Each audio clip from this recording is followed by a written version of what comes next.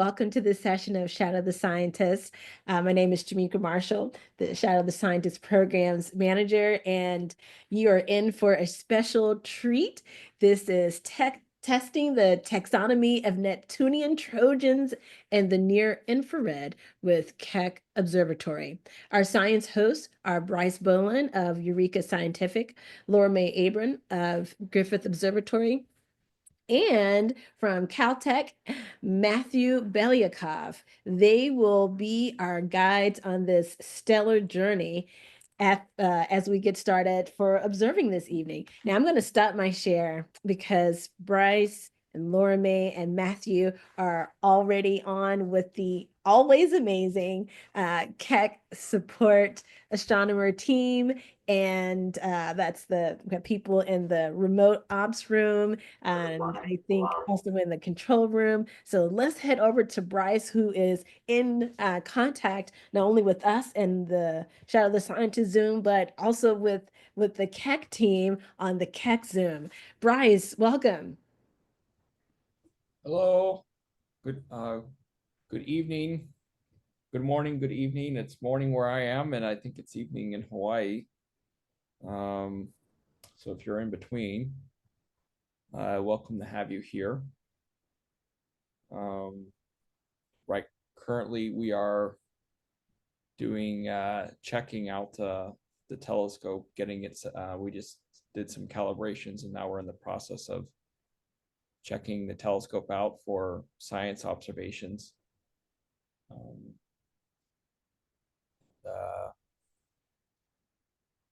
I think that will be done in about 10-15 minutes.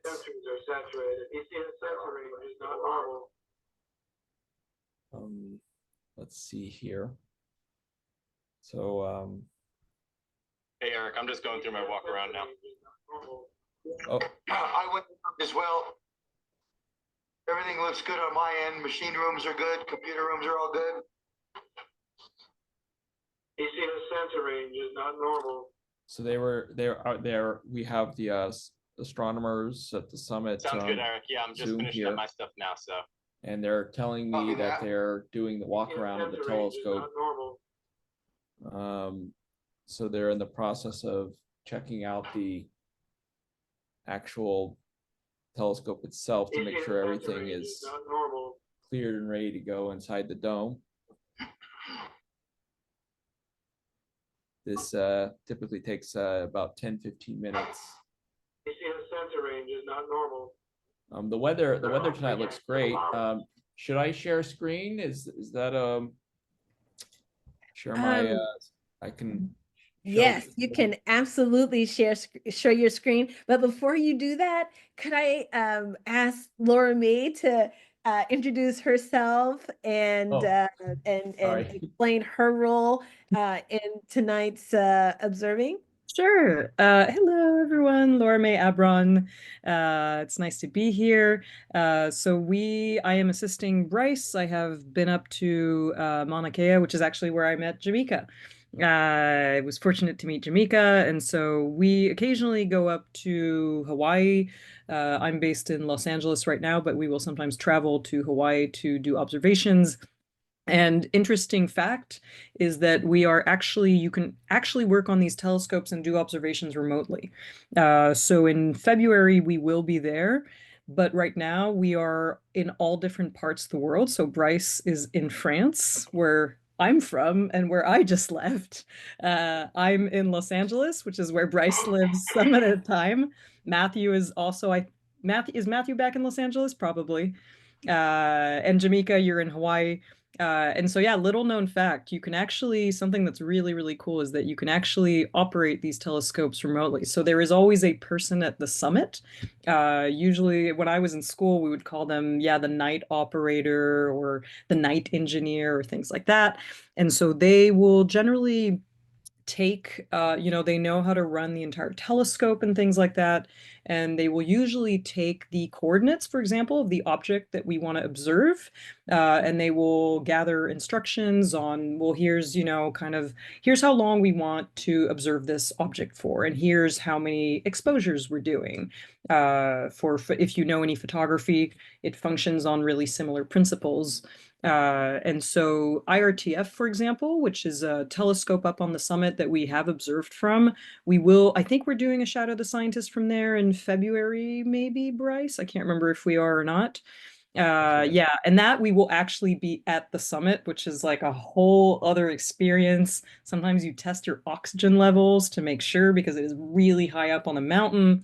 And with Keck, they usually get people to do it from control rooms, either in Hawaii. There's a control room at Caltech you can use, or you can even do it from home, which is pretty awesome. But the times are always in astronomy.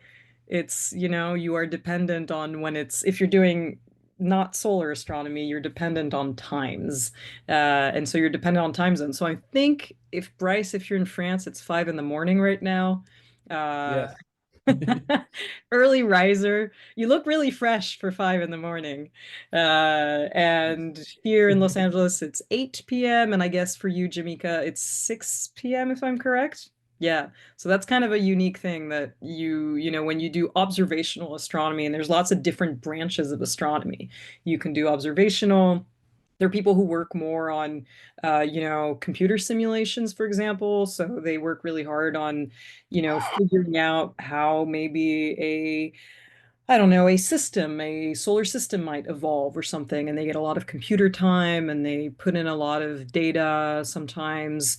Yeah, but when you do observational, you're really kind of at the heart of it, and you are dependent on certain constraints that are going to be time zones, that are going to be also, you mentioned earlier, Bryce mentioned the weather, and it's true that, we are dependent on weather. So, in February when we'll be there, if it's bad weather, it's bad weather, we can't observe, and that's just kind of how it is. And then you have to try again another night. Or I remember actually Bryce taught me this great term, sucker hole astronomy, where, if you've got kind of like patchy little clouds, you're like, oh, I think we can get our object maybe for like a half hour right there. So it's always super challenging, which is really cool. So it's always exciting. I feel like it's really exciting and challenging. Some people are stressed by this. Some people in astronomy, they prefer to do maybe the computer simulations or other things. But I don't know. I think it's pretty thrilling. I'm with you. I think it is thrilling, definitely. And I know that you're both also talking with the Keck staff right now as well. But I'm curious, since I am here in Hawaii and I have a fantastic view of Mauna Kea from my backyard. I can't quite see it from here, but it's been a beautiful view of the mountain all Alright, day. Eric, yeah, I'm green Um, across the board here on my but side. it's not So we'll dark just wait a yet, couple more so minutes here. Oh, yeah. And that yeah. always, so interestingly enough, Give her a gift. sometimes you can observe Alright, things that okay. aren't just the sun in the daytime. So you can do some types of infrared astronomy, for example. Oh, Last time we were up crab there, cakes people and were strip observing steak. people were Nice little observing big order Jupiter strip right steak. before us. Oh, that strip steak is So I good. think the very bright Nice objects, one. you can occasionally observe them in the daytime, which is great because it adds obviously a lot of observing time, right? And when we do IRTF runs, we will usually observe I think that's probably the case in February again, when the moon is out, because the moon is not a problem, which is wild because anyone who knows anything about like stargazing or astronomy, you do not want to plan any form of you don't want to plan any form of telescope viewings or things like that on objects that are kind of dim on a night when there's a full moon, because the full moon is beautiful, but it ruins everything. It's just so luminous and so bright. And so what's cool is that, for example, on IRTF or, others, we can do some observations even though there might be the brightness of the full moon out. So yeah, that's kind of a cool little fact. And daytime observing. I don't know, Bryce, have you ever done any daytime observing? Yeah, we're doing kind of daytime right now. It's Yeah, I guess sunset. that's what Jamaica was saying. Yeah.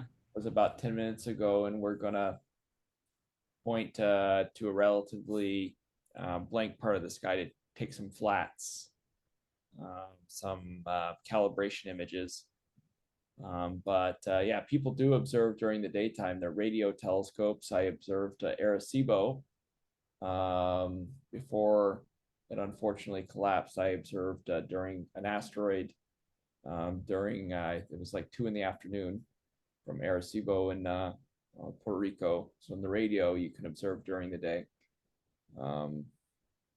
Some millimeter wavelengths you can. Infrared, mid-infrared telescopes, further out in the infrared, you can observe during the day. You can observe bright objects during the day. Yeah, so different when we look at different wavelengths. Yeah, we can do different things. So obviously humans, we only see invisible, but our telescopes can also see, you know, different parts of what we call the electromagnetic spectrum, if you're not familiar with that aspect of light or astronomy. So it's kind of a cool thing. And if you go outside of our atmosphere, obviously the telescopes we're using now are on terra firma, they're on the ground, so we have some limits and constraints by the atmosphere, but anything else that's up above the atmosphere, it's pretty much, you know, you can observe all sorts of things that are blocked by our atmosphere. So you can observe ultraviolet, you can observe the entirety usually of infrared, you can observe X-ray, gamma rays. So it's one of the really cool things also about space telescopes, but we really do need both because space telescopes cost a lot of money and you have to maintain them, which is hard out in space. We can't really send people to repair them, especially not the James Webb. It's too far away.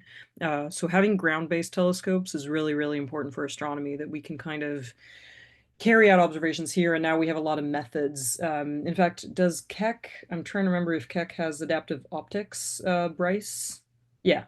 So what we do is we will basically measure the turbulence in the atmosphere. So the same way you might see stars twinkle, you know, that can, your image of the object you're trying to image can be kind of altered and muddled by our skies, but we can measure that and we can basically correct for it, which is really cool. And that means that we can almost have the quality that we would potentially have in outer space. Not as good, but it's, you know, it's still something, and it's great because we need a lot of time on these telescopes, and there's a lot of people who need a lot of time. And so that's, you know, we need all the telescopes. Everyone in astronomy will tell you we need more, always more telescopes. Always more. Always more, bigger, just like that joke from XKCD of the, you know, the telescopes that are down in Chile that are named like the large and the super large, and then they're building the European extremely large, and so there was this joke about the next one will be the overwhelmingly large. And you know, but yeah, the bigger the scope, you know, the bigger your mirror, often the more light you can collect, the more information you can get about an object. And tonight, because we're doing these Neptunian Trojans, little tiny rocks in space, little rocks in space. So it's hard because they're, you know, they're not like a big planet or a star super luminous, and so you gotta really use the best telescopes for that. I'm gonna check in with our astronomers over here at the summit and see how they're doing. Hello, this is Bryce. How are things going? We'll be opening here shortly. All right. Is it okay if, so I'm sorry I didn't include it in my target list, but there's a relatively blank part of the sky that I'd like to try and take some flats and H-band of. Is it okay if I load those into the Magic Q OA star list? Go ahead and give me the RA and deck. Oh, okay.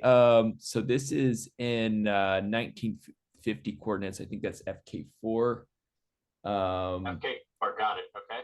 So it's the RA is 0, 4, 25, 46.0. The declination is positive 54, 0, 9, 0, 3. And if you want a name, it's just blank one. Yeah, go ahead and remap your OA star list. You'll see that as index 197. Okay. Just verify the coordinates for me. All right. Let me do that real quick. Thank you so much. No problem, Bryce. I have a little bit of lag here, but okay, I can see that. So yeah, 0, 4, 46. Oh yeah, that's perfect. Now the equinox on it says 2000. Should we change that to 1950, or is that I put it in as FK4, so it should be fine. okay. Okay. Sorry about that. I wasn't sure. It's okay. Yeah. Okay. Would you like me to highlight that as the next target? No, it's okay. I got you. Okay, thank you. Thank you.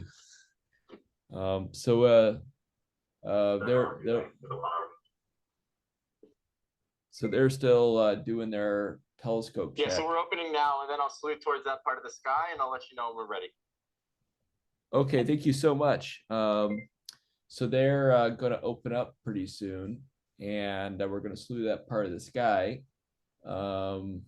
It's not going to be super duper exciting yet because this is a on purpose blank area of sky in order for us to take calibration frames. Would you like me to share my screen? I can show you what my screen looks like, how I'm observing. That's the Yay! real exciting stuff. Woohoo! All right, here we go. Gonna click on the share screen button here. And yes, okay, it works. Okay.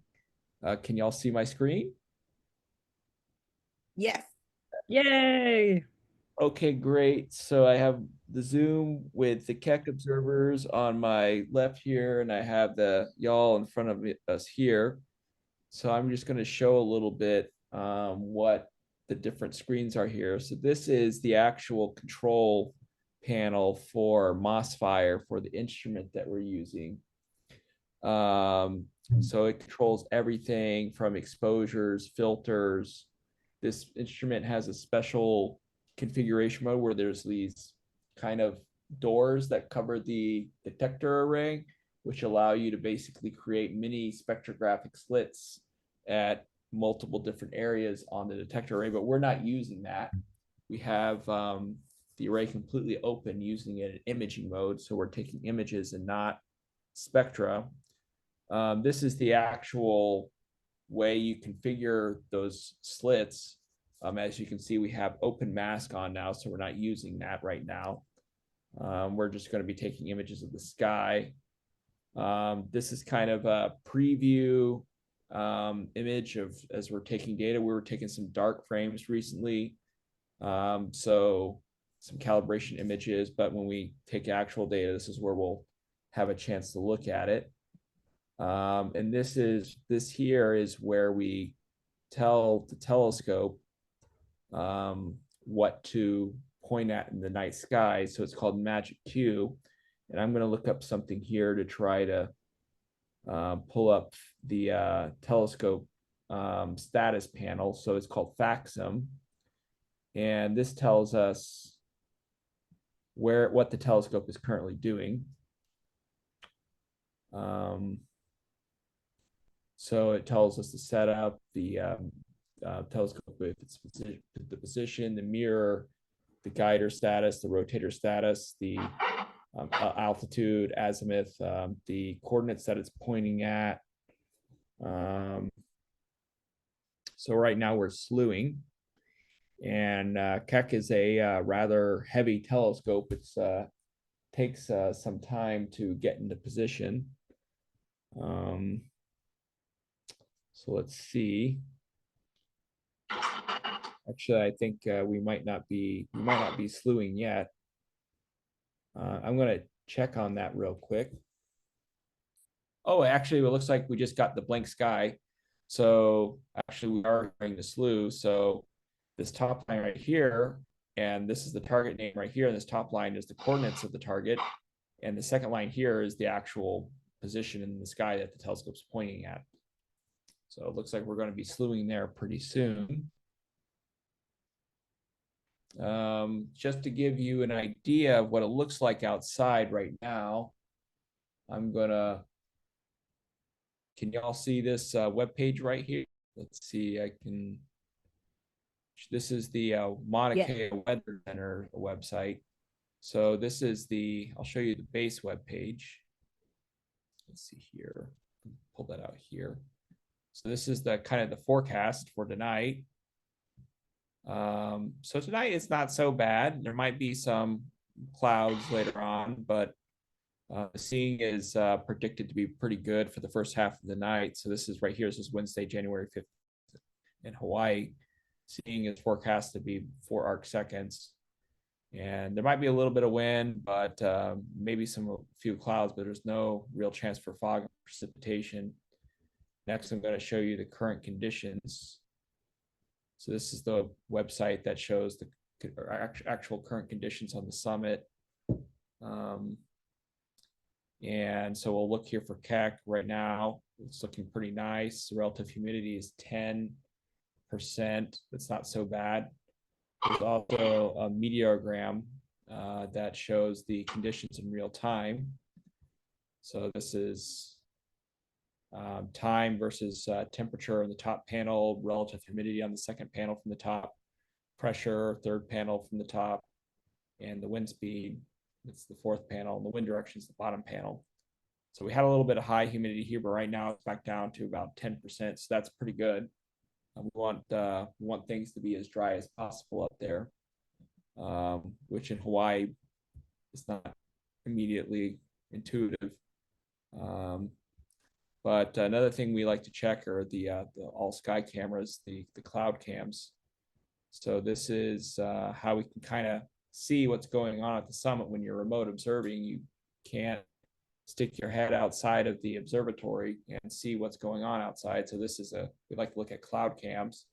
So this is a pretty blue sky right here. You can see the tops of the clouds that the summit is above. How you feeling, Josh? You getting over it? And I think we have an all sky camera right here too. No, I heard you had it rough, man. I remember last time you were sick, and it was like, I heard your voice. I was like, man, you must still be feeling it. Turn this down a little bit over here. But this is an all sky camera. Right now, the sky is so bright, we don't really, everything just looks kind of blue, but it's a good sign that there's relatively few clouds out there. It's basically cloudless, so we'll have pretty clear skies. The second half observer and I were chatting this afternoon while I was taking Caltech. This is a view of Keck right now. I think this should be updated, so we'll see our telescope moving around. So this one right here is Keck I. See that? Well, so it's a time lapse, so only the last images is current, but you can see I'm going to actually tell it to stop so we can just advance through the frames one by one. But yeah, we just recently opened up the dome slit. So this is our telescope right here. Let's check on it to see how it's slewing. Oh, it looks like we're there. I'm going to check in with the observers right now and see how they're doing. Hey, just checking in on y'all. How are things going? Good. We're almost in position for the flats. All right. Dome is just clearing. Okay, yeah. When you're ready, we're in position on your tracking your flat field. Okay, so is it safe for me to move the filter position into H? It should be. Let me just, yeah, go ahead. Okay. And you'll have to open the hatch to get light down the barrel too. Okay, so I'm going to open up the hatch right now. So can y'all online, can y'all see my screen? I have the control menu open right now. So I'm going to open up the hatch. So this is an infrared telescope, so there's actually no shutter. The array is just always pointing at it. So in order to not get light on the, because the shutter would have heat, so you don't want hot components near the detector array. So instead, there's a shutter. There's a kind of a hatch further out in the optical path, and so you have to close that when you are slewing the telescope. And so now that we're in position, we're going to open it. So this is the status right here for the hatch. It says it's moving. So it looks like it's open. So now I'm going to move the filters into H. I'm going to go into H mode right there. Previously we're in dark imaging, but now we're going to go into H. So we're going to take a look at what the sky looks like. And we want about 14,000 counts. So I'm going to set the exposure time to 3. Oh, maybe it's better we start at 1 second. So this right here is the exposure control. This is I'm going to change the name here. We're no longer looking at darks. We're going to be looking at flats. Flat H. And the integration time. We're going to start with the minimum integration. We're going to start with the minimum integration time. So I'm going to set the number of coads to 1. And I'm going to click on min time. It's 2 seconds is the minimum exposure time. So we're just going to get an idea of how bright the sky is. So I think we're at H imaging right now. That looks all set up. So I'm going to just take 1 image right now, and we'll see what happens.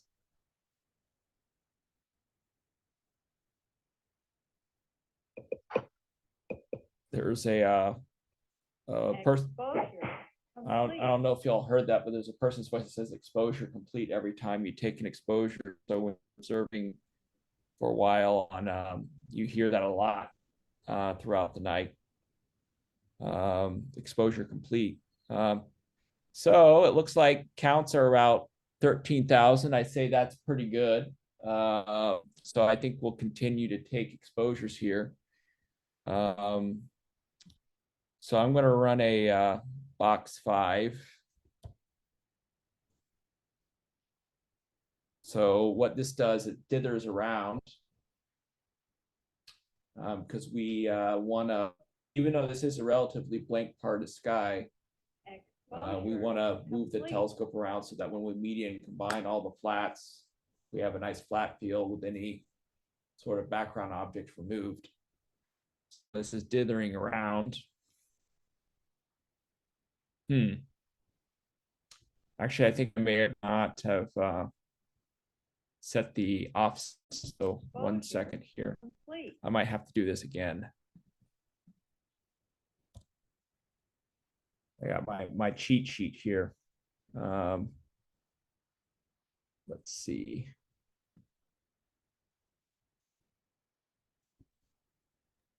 While Bryce is doing that, Laura May, Matthew, and welcome, Matthew. We have a few questions in the chat. Matthew's already answered one. Thank you about the wavelength for the H band. We have 2 more. Okay. And feel free to answer in the so chat. This, Laura May and Matthew. so this is to, oh, sorry, let me mute myself here. Sorry.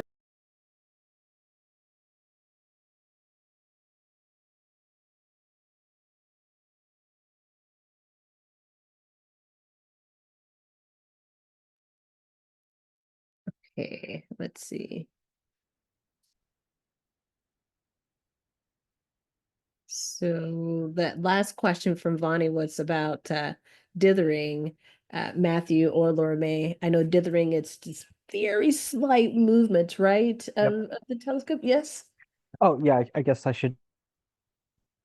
It's having up an answer, but forgot I can talk. So yeah, dithering is when you move the telescope bits just to move your target a couple of pixels, left, right, up, and down. And you repeat the process a few times for a couple of reasons. One is, you might hit a bad pixel on the camera. You always have, some 0.5% of pixels that are dead, and you just want to make sure that you get good observations.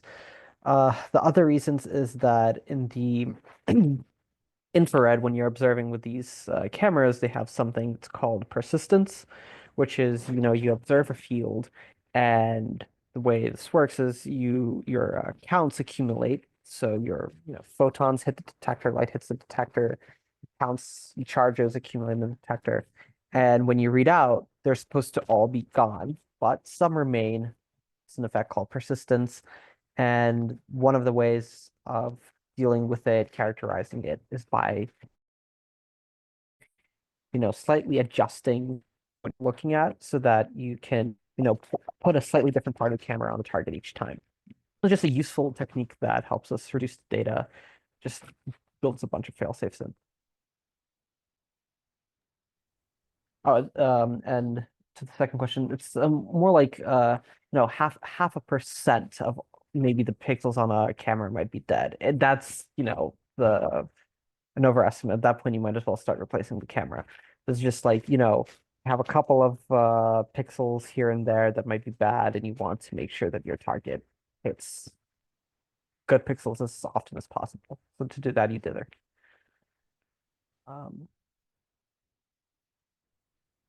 Perfect, Matthew. Thank you. Thank you. And thank you for the questions in the chat. Thank you so much. Keep those coming. And Vonnie had another question earlier about how has climate change impacted any of your the observations, like from where you can observe, or any projects you have in the works. Do you have to factor that in?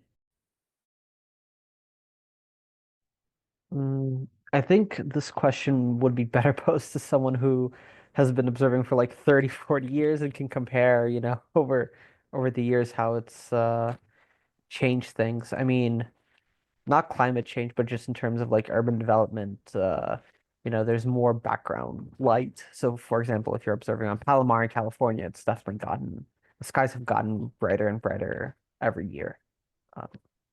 Yeah, I've heard Chile has a lot of issues, has more and more issues with climate change, more specifically. But exactly like Matthew said, trends. I mean, anything and yeah, definitely like either a person who's been observing for like several decades, or like a climate person native to, for example, Hawaii or Chile, or rather who knows that specific environment. But with climate change, the issue is you always have the risk of more rainfall, more just changes in patterns. So, we establish these telescopes in those places because they have very clear weather, very good conditions, and the conditions in Hawaii in particular are pretty much not matched anywhere else in the world. Hawaii is the best. It just is. Chile is really good too. And so you have to have these telescopes in those specific locations. And so the last thing that we want is obviously changes in weather patterns, or more frequent rain, or changes in humidity and things like that. And so those will probably be trends that, some of those telescopes have probably not been up there maybe long enough. I mean, some of them will have, but yeah, it's actually a really good question. I'd be curious to know who's been observing, up there for decades, and who has actually seen a notable shift. I go to Iceland a lot, not for I mean, I do go for auroras, for example, but that's more of just personal hobby stuff. And we see the glaciers retreating. Like in a decade that I've been going there, there's glaciers that I used to walk on, go hiking on, that are no longer accessible because there's too much risk of collapse. So the effects of climate change are very real, and we can see them in present day. And I'm sure that they, in some capacity, have altered probably some things. But again, climate change affects different parts of the world very differently. The trends are very different.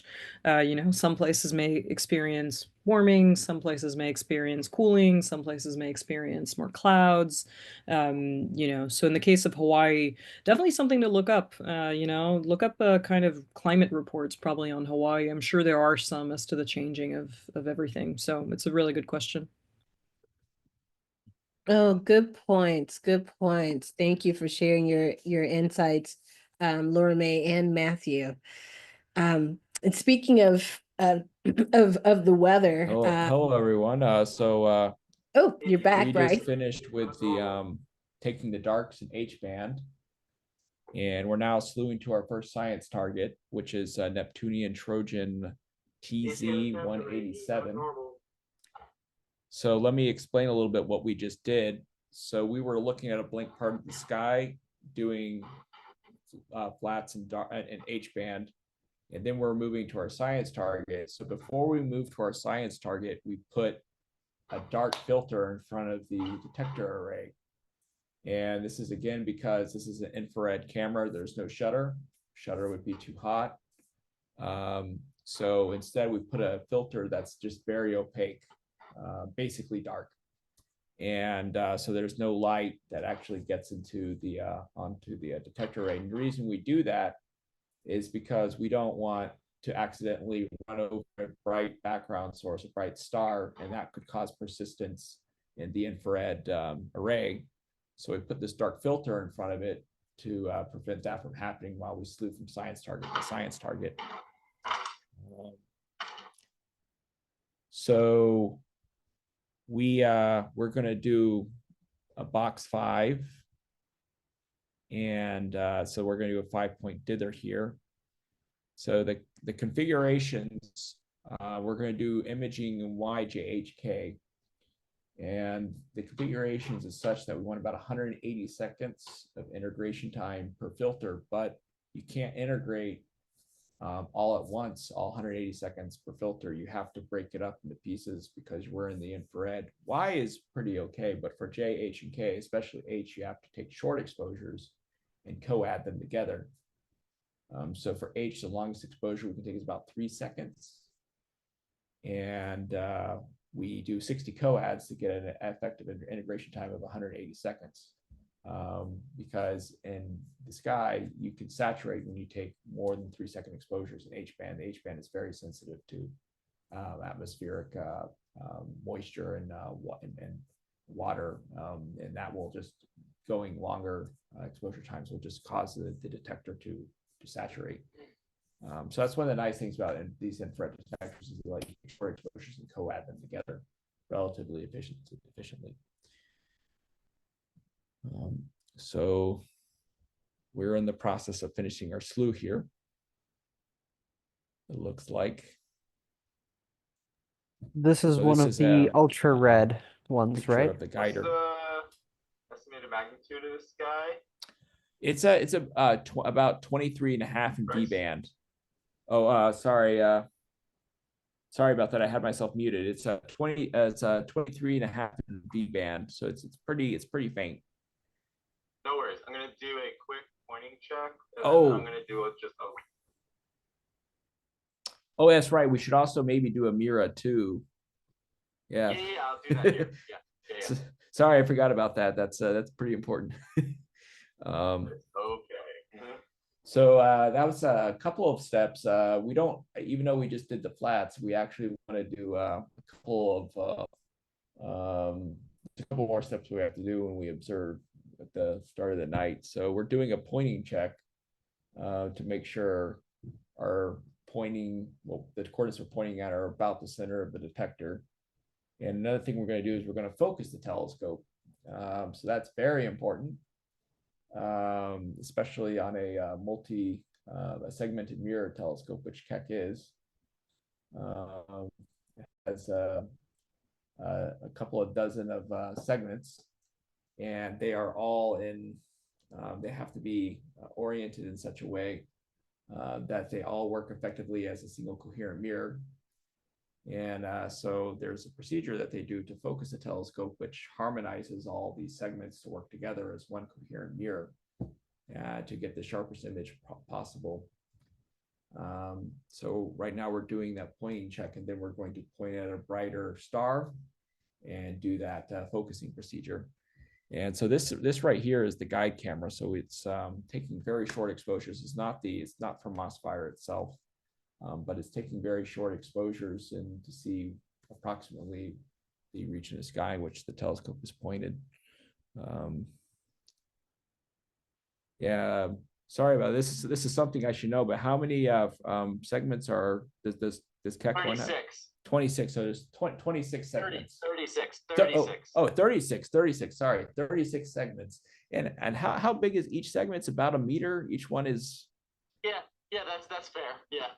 Yeah, so They're 1.8 meters. 1.8 meters. 1.8 meters. So not as tall as a human. Ah. So fairly big segments, about 6 feet for each segment. And Bryce, do you have parallactic for these? oh no, no need for parallactic. If it's possible, could we orient it such that north is up and east to the left? That just makes acquisition a little easier. That actually reminds me.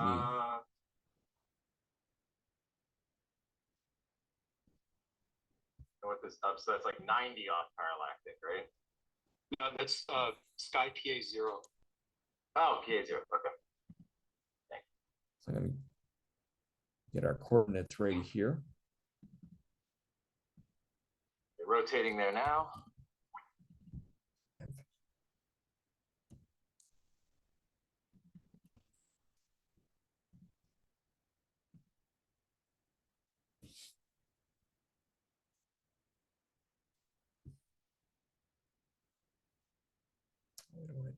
Yeah.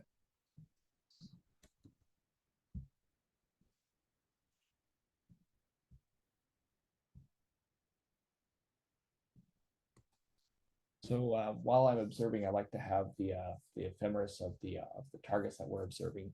So this first one is called 2013 TZ187, and so right now it's a UT time is 4:40, but these objects move so close we can basically use 4:30 or 5 o'clock.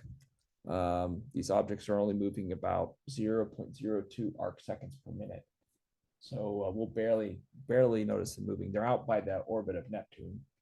So things that far away don't appear to move very quickly. But I'm going to get the coordinates here for 4:45. And what I like to do is I like to load up Aladdin here using the PANS catalog. Even though we're in the infrared, using an infrared catalog would be a better representation of what we might see. PanSTARRS is pretty clear. It's pretty good quality. I like using PanSTARRS. So we want to look for asterisms that look like this when we take our image. The MOSFIRE imager, I believe it's 7 arc minutes wide. So we're going to get it about to scale of a few arc minutes across. So you can see here on the bottom, I have 6 by 6 arc minutes wide field of view. The MOSFIRE camera is good. Okay. So hang on a minute here. Mount 67. All right. Set current mount 67. Sync slew. Drive angle is okay, right? Where are we going on the drive angle? Oh no, we need to rotate out, right? Minus 40, minus 25. Yeah, stationary, minus 25 out.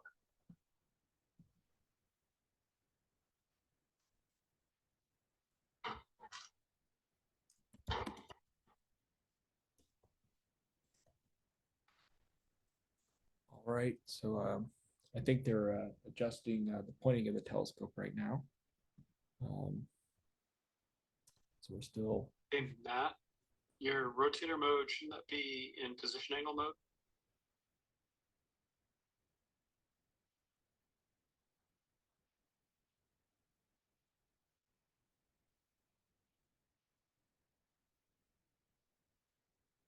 Oh, hey, Matt.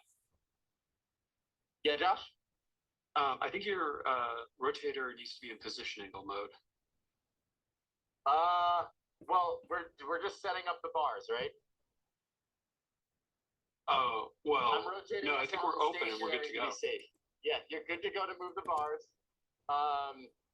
We're at 67. I was just checking the gravity at our location. Yeah, we don't need to move the bars because the mask is open for imaging, so we can. Oh, we're imaging. Just goes- Oh, okay. Yeah. My bad. my bad. I didn't know we was imaging. I should have. Okay, going back to EA0 and our actual. I just assumed we needed to move bars. To back to our target, slew, EA0, rotate. So what they're doing right now, they're adjusting the rotator. This is an Altaz telescope. So the actual image plane changes with respect to the cardinal directions as the target transits across the sky. So it has to counter rotate to keep the image plane fixed with respect to the cardinal directions on the night sky. And so what he was doing is he thought we were using the spectroscopic mode, which requires you to have to adjust the bars, the slits where they're located on the image plane. But we're actually using imaging, so we don't need to do that. We don't need to do these procedures when we're fixing the bar. So we're now setting it back up for imaging. Let's see.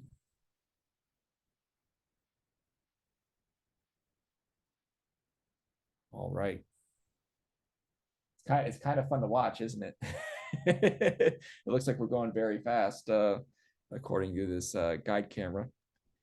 But Kind of looks like a cloud chamber. Every little motion, the telescope is moving arc seconds, multiple tens of arc seconds per second. So every little motion is going to has that capability. So it can move relatively quick to the actual image scale. This green bar right here indicates the image scale of this guide camera. It's 30 arc seconds across here. And again, this is not the actual science instrument. Science instrument is a different camera. This is a kind of an auxiliary camera to help point the telescope. Yeah, just like you have a Kind of viewfinder. like a finder scope. If you do, yeah, exactly. if you have a telescope yourself, you might have a little finder telescope to help you point the telescope. Similar principle.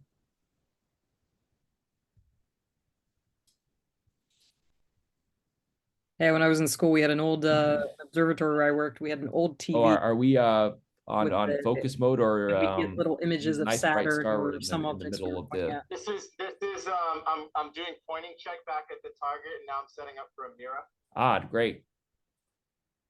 So what's going on now is they're doing a pointing check. So we want to see this bright star right in the middle of the guide camera here. That tells us our pointing is pretty accurate. And now the observer is going to set up the telescope to do its focus with Mira. Going to focus all 36 of those 6-foot panels to work as one giant mirror that is about 30 feet across. So there's the diffraction spike right there. I think we can watch the Mira data come in. I think they will appear here. Actually, no, that's Elris. Elris, we do that. Actually, that's a good question. Do we take data while doing a Mira focus with MOSFIRE? Is there like a focus mode with MOSFIRE? Is that only with Elris? No, you'll see it just like Elris. Okay, so yeah, we will get to see the focus data. They're pretty cool looking.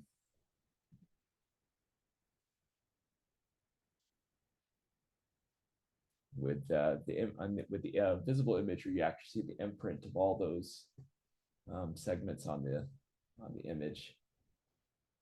It's quite striking. So we'll be curious to see what it looks like here.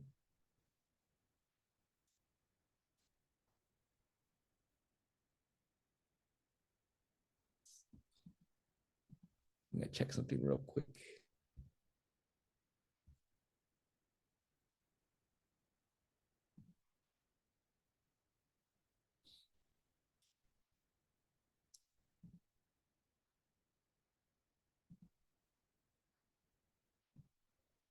Oh, it's a lot of questions here. Josh, I can run Mira in this mode, right? Yes. Okay, I'm just verifying because it's got me a pop-up because of the huge width. So yeah. Yeah, it'll be fine.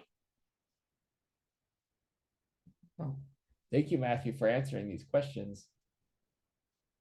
And Laura May.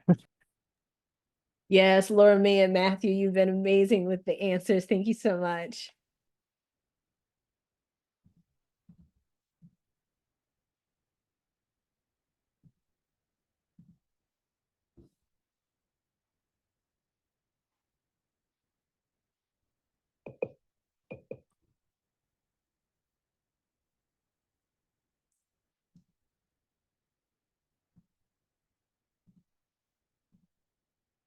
So this is on the guide camera. You can see the process. You can actually see the imprint of the mirror of Keck, and so it's taking a bunch of short exposures and figuring out the focus. So you can actually see the fragment of the imprint of the segments on the images move in and out.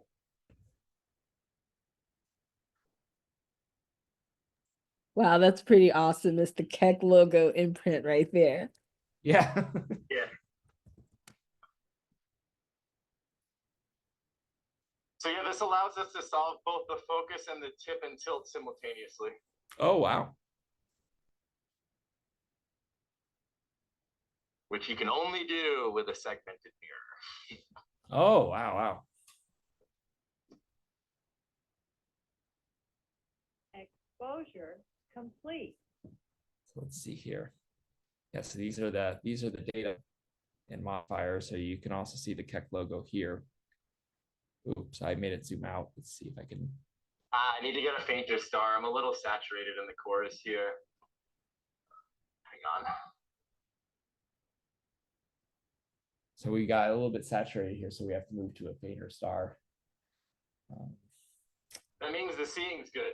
Yes. Yeah, I'm curious to hear because the forecast says it's supposed to be pretty good, and we're in the infrared, so it should be quite good. So there's the Keck logo. Yeah, it's looking like maybe 0.8 around there. Oh yeah, that's fantastic. But we'll see. Yeah. All right, and this is the start of the night, so things are a little bit less stable at the start usually. Indeed.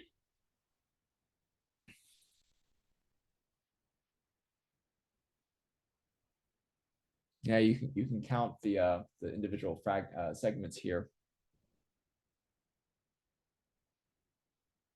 Now I want 03, 08, 133 plus 04, 22, 315. But they're both okay. Actually, let's go to this one, 9.9 will be better.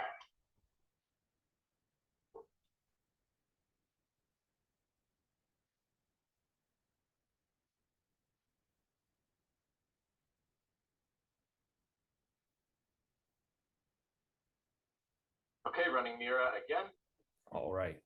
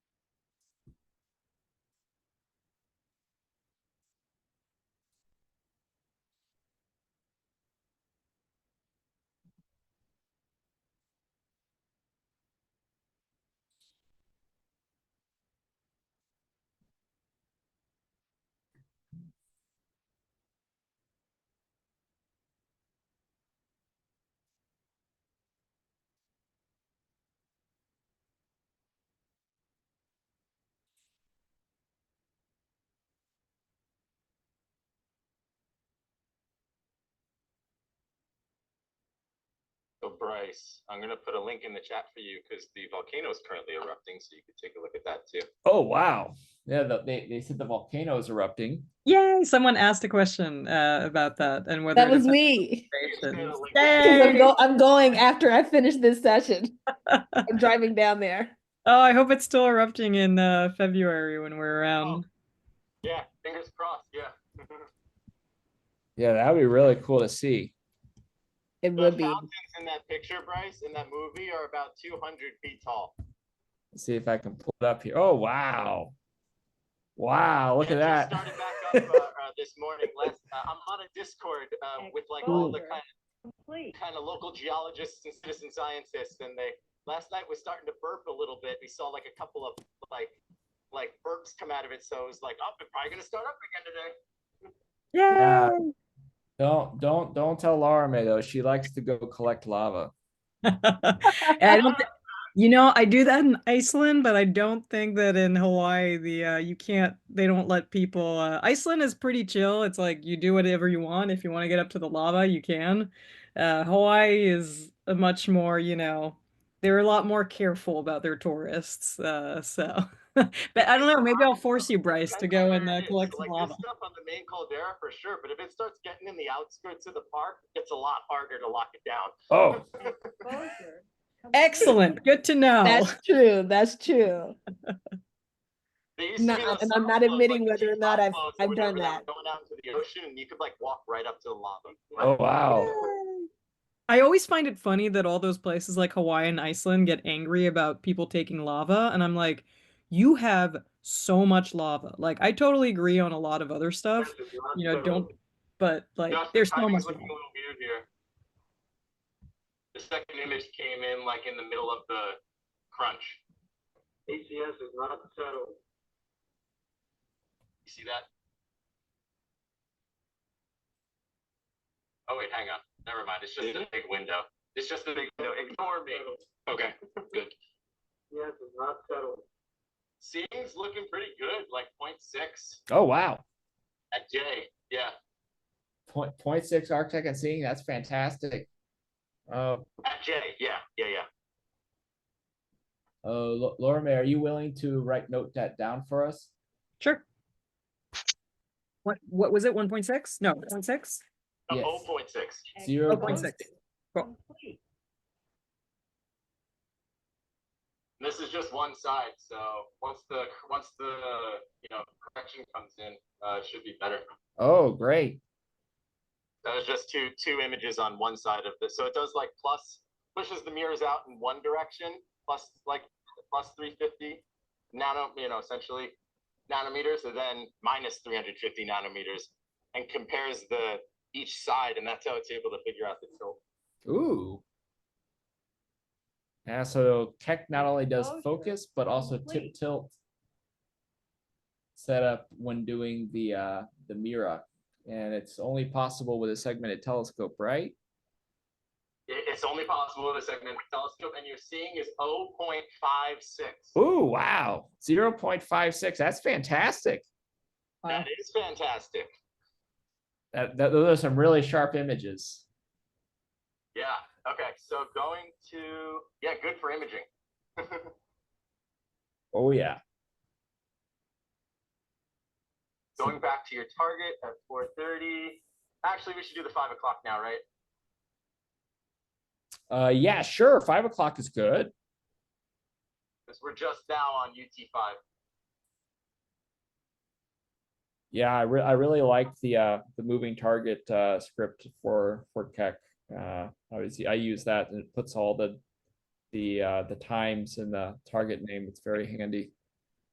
Yeah, so it might be worth explaining to people that we prepare advanced lists. So we don't just show up to a telescope or, whether it's online or in person. You do have to prepare for an observation run, what objects, and you obviously want to check that they're going to be visible in the night sky.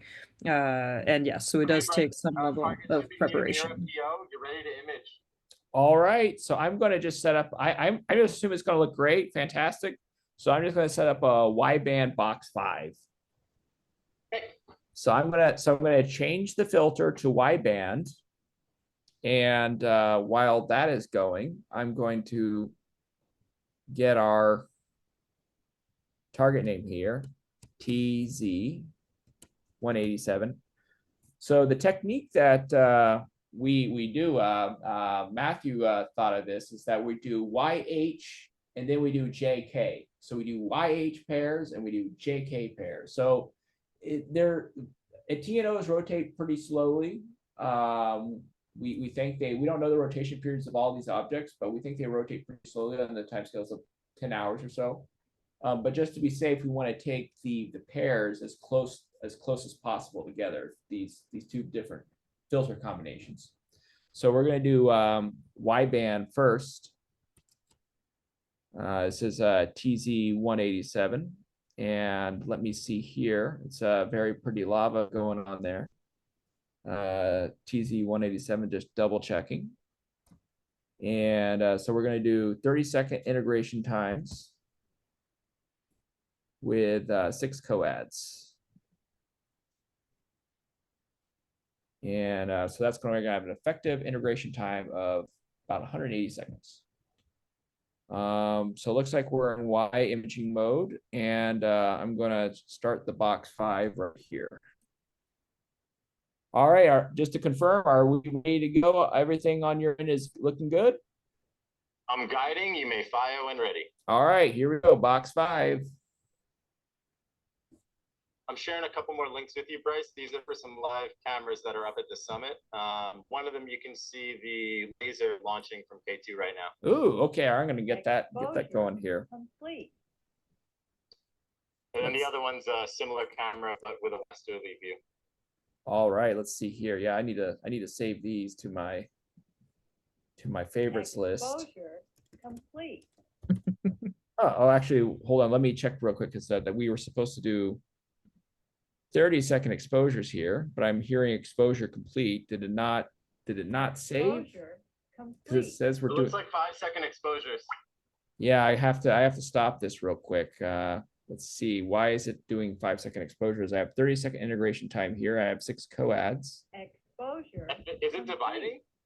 You have to hit apply Ah, okay. in order for those to get sent to the control system. So the wait and go button, if you click on that on the pull down, there's an apply Exposure option. complete. Oh, okay. So it'll apply those settings. Ah, I see. So yeah, now you should be able to get those. All Make, right. make so sure you hit the apply button. Yeah. Okay. there we go. All right. So, Exposure complete. I didn't take. I guess I didn't actually click the apply button. I just set it to the apply button. So I'm gonna Control C the script, the box 5 script, and I'm gonna hit the apply button right here. Exposure complete. Let it settle a little bit. Hit it again. So it says processes exit code 0. So let's give it another try here. Box 5.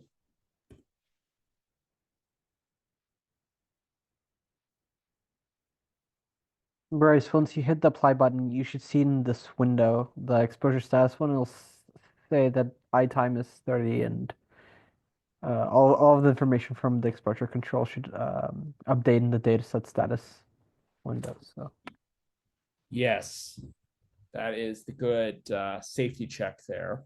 yeah. Okay, well, let's look real quick to see. So let's see here. I'm going to get the scale going. So even though we took very short exposures, we should still be able to see stuff. See, this is Z scale. This is still Yeah, we want to make sure the asterism matches. So we can see this is what the actual image looks like. So we're going to look at the SDS, the pan stars, and it looks like the asterism matches. We kind of have like a mini the ladle, the big little dipper. So it's kind of Washed like little dipper. Yeah. So we'll call it the extra small dipper. The what's the fancy spoon they have in France for mixing the tea? The little fancy spoon we have? Yeah, but isn't there like a little fancy spoon for like mixing tea or like coffee that they have? You get it sometimes in France when you order a little espresso or something. Yeah, you get like a little mixing spoon. That's what this is. Yeah, it's funny. I didn't know we had a specific name for it. But yeah, you're right, actually. It's that little tiny spoon that you get. We make up so many constellations when you're looking up for when you're trying to find whether your object is in there or not. So there's one more thing, Josh. There is a way to do like quick subtraction, right? To subtract the previous image from the other.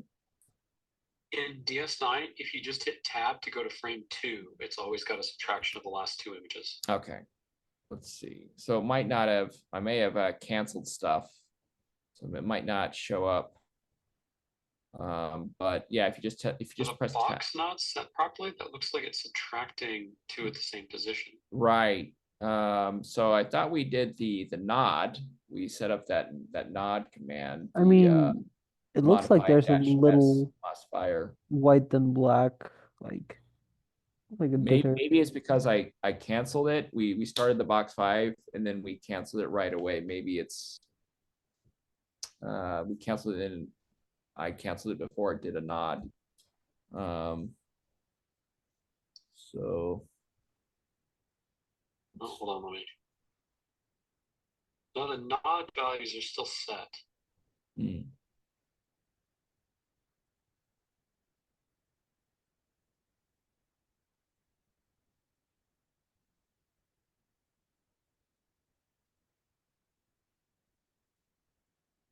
Let's see what the next frame looks like. Oh no, this is the first frame, and we may have Exposure canceled after complete. the first of the last set. Or Mm. actually, yeah, there was no nodding because the last set we had hit wait and go, Mm, I think. okay. So let's see. This one should do it.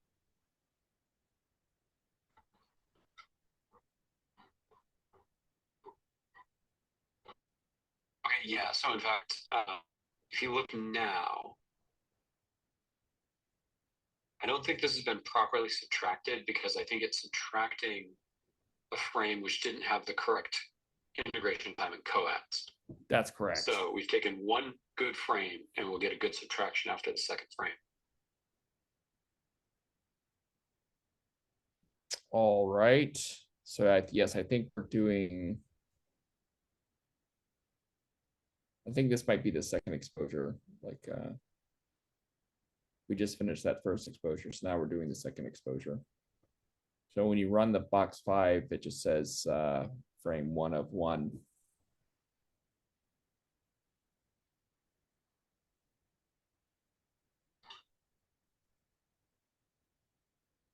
Okay, so it does tell you. So yeah.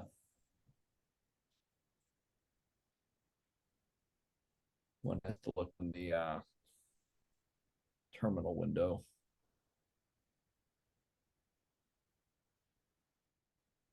But yes, we should see something pretty nice soon, so do not worry.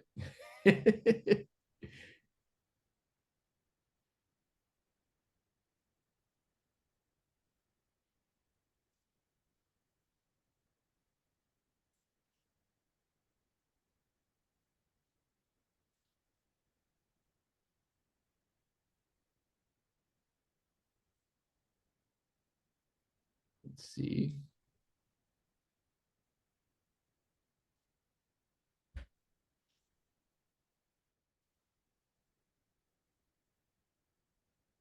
Oh, it's on coad 4 of 6. So we have a little bit of time.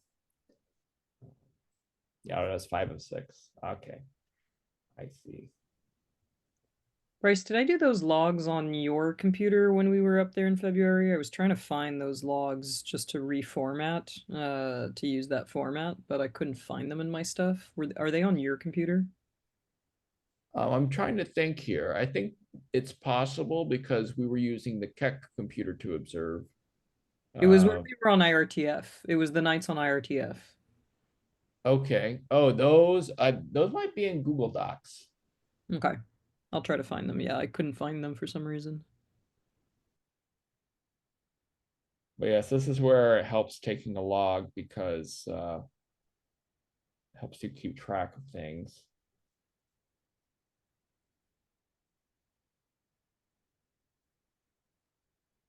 What data goes into the log? What information do you put there? Put target name, filter, exposure time, file not time. We put notes. Exposure complete. If something was done out of the ordinary, we want to note that. Like if the scene change, if there's scene change or transparency change. Let's see here. Okay, there we go. All right. Here is the first science image. So we are subtracting 2 frames from each other. So you see the positive and the negative. The black are all the negative values from subtracting the previous image from each other. And so when we dither by 10 arc seconds. So that's why they're kind of in a line there. So the reason why you do that in the infrared is so you subtract the sky. The sky background is quite high in the infrared.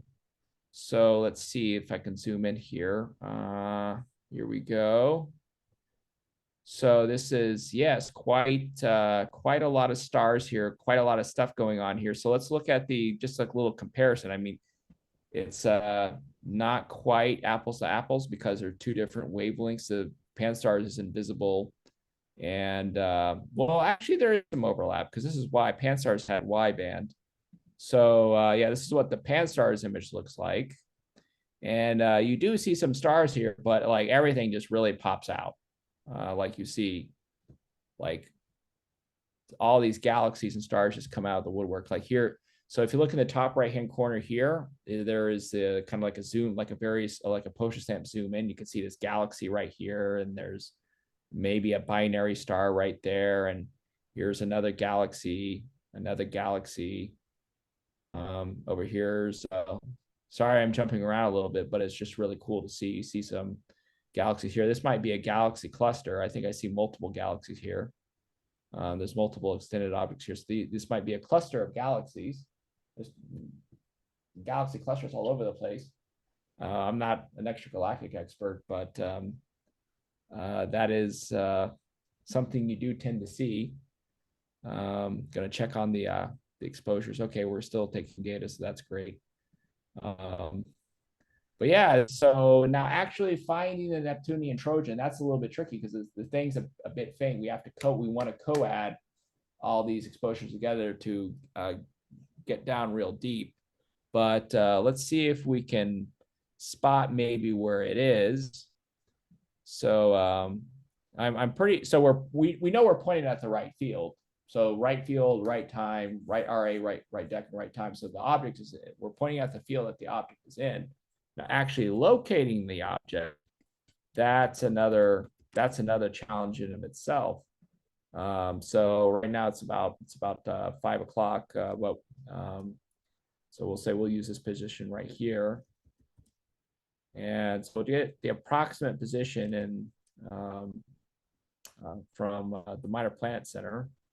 And there is a little bit of uncertainty on the position. The uncertainty can be a few arc seconds across. So I'll kind of draw that right here. Complete. So the 3 sigma uncertainty in the object will be about this wide as that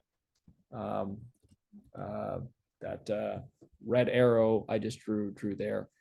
So this is where it really helps to have those asterisms. So we're gonna zoom in here, go back to the picture here. Okay, so it just took new data, so replace it with latest frame. So I'm going to press tab to do the difference again. And again, it's going to be very beautiful. Lots of sources. So I have to get used to the way things zoom in here. So we have this asterism right here. There's 3 objects, and there's this kind of this 4th one right here. So let's see if I can zoom in. See if I can do this properly. There we go. I'm zooming in. That's the direction to zoom in. And I'm going to zoom in a little bit more. So we have this group of 3 bright ones, and you have this 4th object over here, which is kind of perpendicular to this line of stars right here, this 4th one. And you can see our object is kind of behind that in the east direction. If you drew a line from here going straight north, it's to the left of this 4th star right here. And there's a source right here, which is kind of right in line with it in the y direction, same y coordinate. If this is y is the vertical and x is the horizontal. So I'm going to zoom in a little bit more here to help us find that. All right, here we go. It's a little tricky to do when you're on VNC like this to zoom in a little bit, but we can do it. No, I went in the opposite direction. Ah, darn it. Okay, because I'm used to Mac. The zoom is in the opposite direction, so zoom in a little bit more here. All right, that might be it right there. Yeah, I think that this might be it. This where my cursor is, that might be it. So we'll double check here.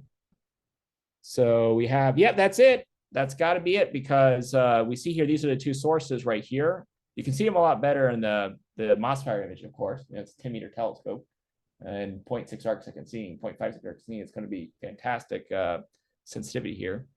And so about that distance, let's see here, we can draw another arrow. Oops, put that right there.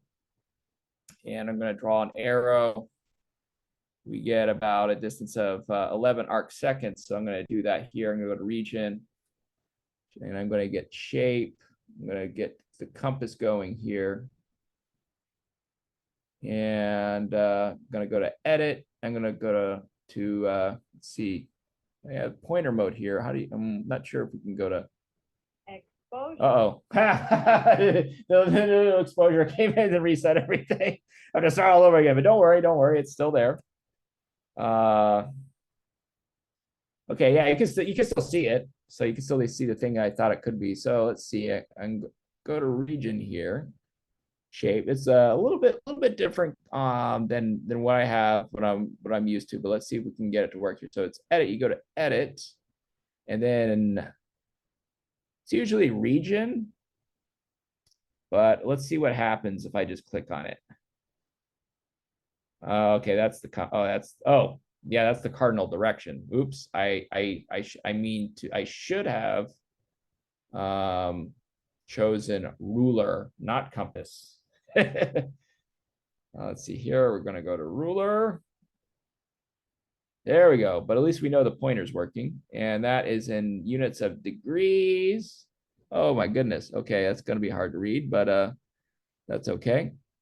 So we're going to click that. We're going to move that. Oh no, I made it bigger. I don't want that. Oh well. There's usually sometimes the delete key works. Okay. Bryce, try drawing just the like a projection or a line, and then you can double click the line and go to the region tab, and it'll give you the exact value. It's much easier to do that. The region tab. Yeah, so region, shape, do like a line or a projection, it doesn't matter. Okay. Draw it between the 2 points. Yes.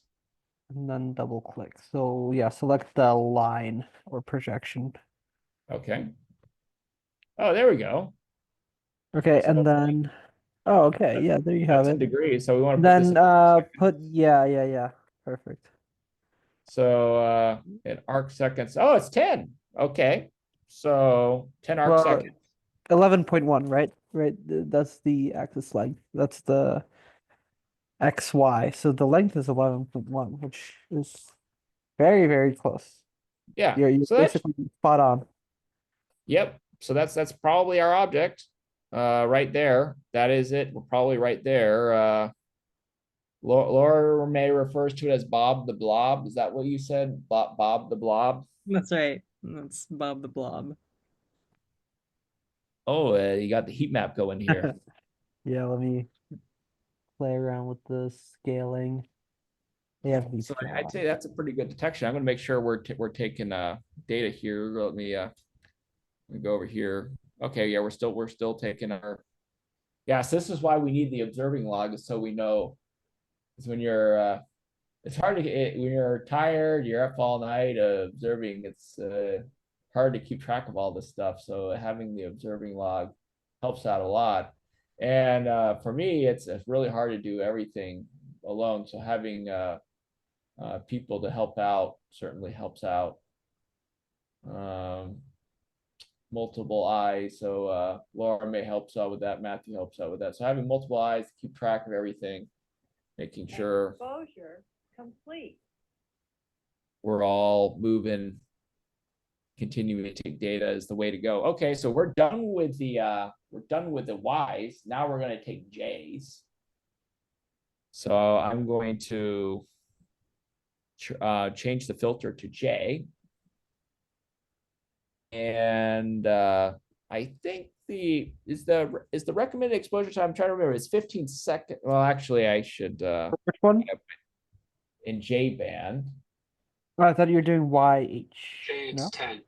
Okay, it's 10 seconds. Okay, yeah, sorry, we need to do H. You're right. Thank you, Matthew. So we're actually going to change to H band. So when it's done doing his filter change to J, I'm going to change the filter again to H.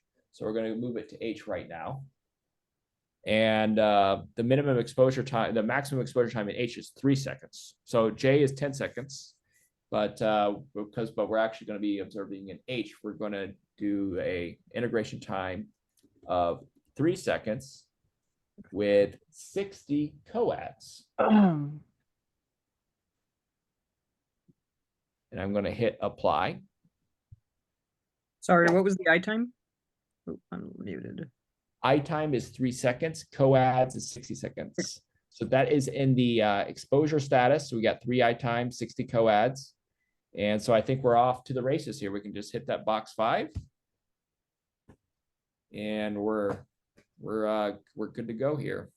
So that whip sound, what does the whip sound mean? Does that mean a successful filter change?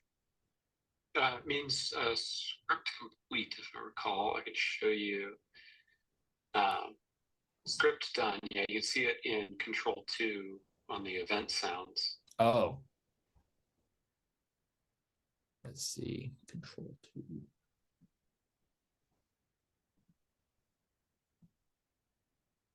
Let's see. Okay. Where is the Control 2? Control 2 VNC next to DS9. There's a little event sound GUI. Oh. And it shows you the 4 different events and what sound. You can even change the sound if you like. Let's see. Oops, I don't want to. Yeah, I better just leave it how it is. Yeah, it's a little GUI just to the left of the DS9 at the top of the screen. Ah, I see. Okay. Ah, very cool. That's the script done. Okay. Yeah, we will and then you have the train and you have the doorbell. So we will let it do what it was already configured to do, because I assume that's what everyone uses. So don't want to confuse anyone in the future.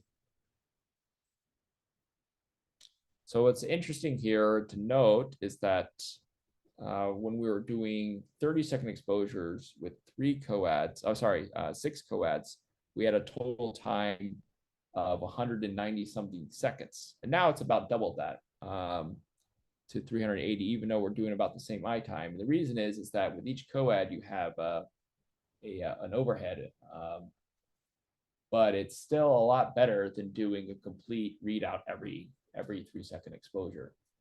So even though it does cost you more in terms of overheads to do shorter exposures and more coads, you win out overall instead of just doing multiple exposures, 1 coad and 3-second exposures. So this is one of the really nice features of the camera. Not all infrared cameras can do coads, surprisingly. There are some cameras that do not do infrared cameras that do not do coads, and it makes observing in H-band very painful. But MOSFIRE does it excellently. So I think this was the last wideband here. There is our object. So one thing we can look at here is this object is moving with a position angle of 301 degrees. So that is a little bit north of west, in the west direction. So position angle, the origin starts at due north, and you start rotating counterclockwise towards east, because east is to the left. So 90 degrees, position angle 90 degrees would be exactly due east. A position angle 180 degrees would be exactly due south, and on 270 would be exactly due west. So position angle of 301 degrees is about 30 degrees north of west. So it should be going in let's see, I don't know which how I'm oriented on your screen here, but I'll just pull up the DS9 window. It should be going kind of in this direction.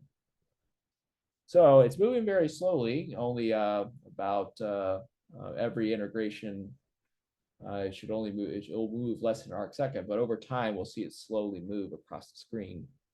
So these are the turtles of the solar system, snails and turtles of the solar system. When we're observing objects closer to the Earth, near Earth asteroids, objects that are much closer to the Earth, we are observing kind of the jackrabbits of the solar system. But these objects are 30 astronomical units from the sun. So from the Earth, they're about the same, about 30 astronomical units.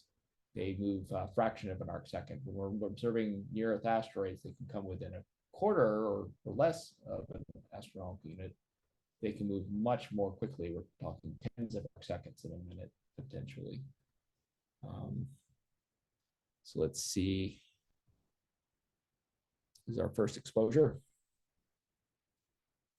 So talk about our science plan. This is also for Matthew to know. So for tonight, I'm going to focus on doing the very red Neptunian Trojans as well as the very blue ones. And so we're doing kind of the extreme outliers of the Neptunian Trojan population.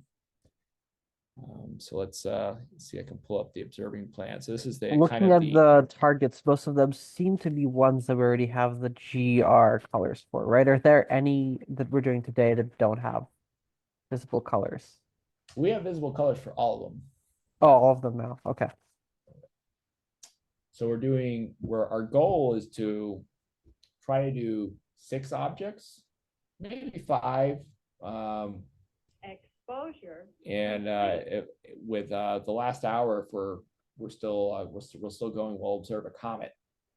But the goal is to at least do 4 Neptunian Trojans, 2 very reds and 2 very blues, and then we'll do a special comet at the very end.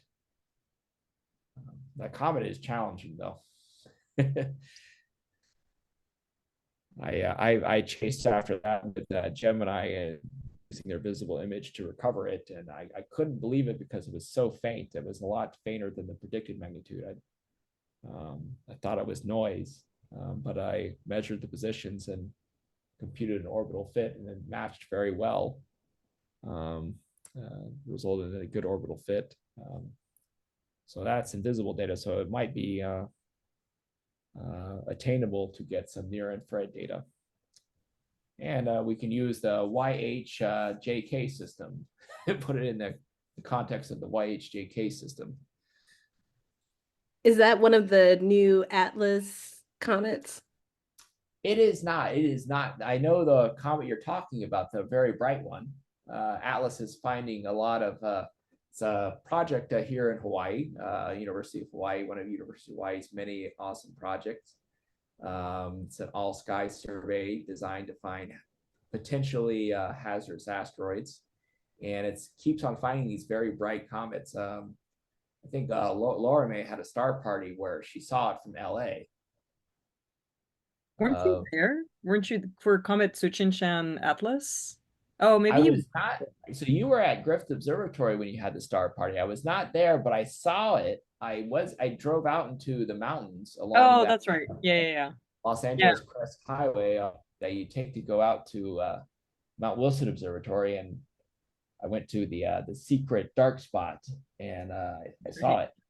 It was the brightest I'd seen since Hale Bopp in '97. I know I wasn't necessarily looking. I actually looked for one of your comets you found before we knew each other back home in Paris, and spent several nights struggling. It was a Pan-STARRS, and didn't really find it. But that one was super bright, like crazy bright. It was great. Yeah. Did you get to see it, Jamika? I sure did. Sure did. Yeah, it was beautiful. You got to see it in Hawaii, right? I did, yeah. Nice. It was much beautiful. better skies than Los Angeles. But the fact that you could see it from LA is it tells you how bright it was. I mean, it was really one night that it was like super, super visible for just about a half hour or so. But yeah, people were like, oh my God, point the telescope there. Oh my gosh. It was great.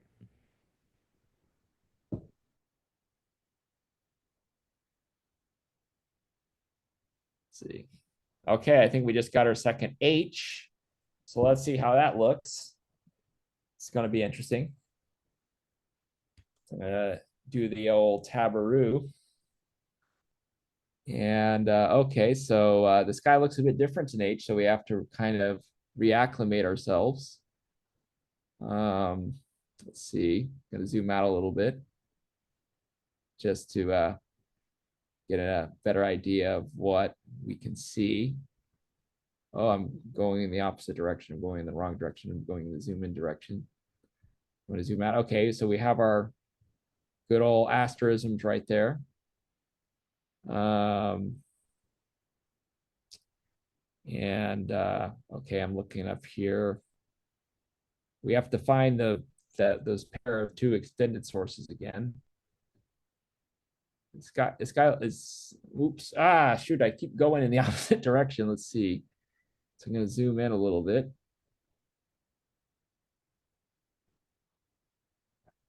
All right. Let's see here. I'm not sure I can see it. There's some tricks we can do to play to try to make things pop out a little bit more. I'm going to play with a stretch a little bit.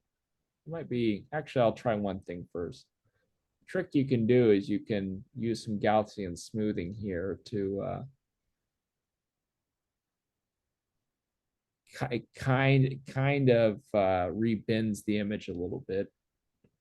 To make things fainter, things pop out a little bit. I think I see the two sources that were kind of our pointer. I see that the fourth star is right there. Let's see, let's look at our finder chart again. So the two sources were right above it. I'm going to zoom in a little bit more.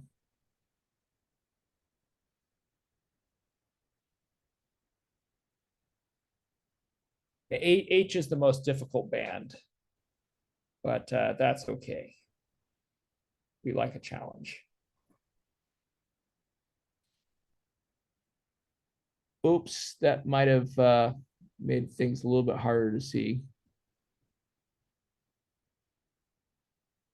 Yeah, the mouse control is a little bit difficult for me. What I might do is I might, and the color scheme I'm not so used to either, so I might go to gray mode. That might help.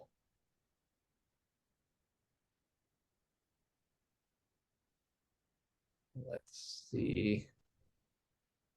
What do you think, Matthew? Do you see those? It was popping out really nicely in Y.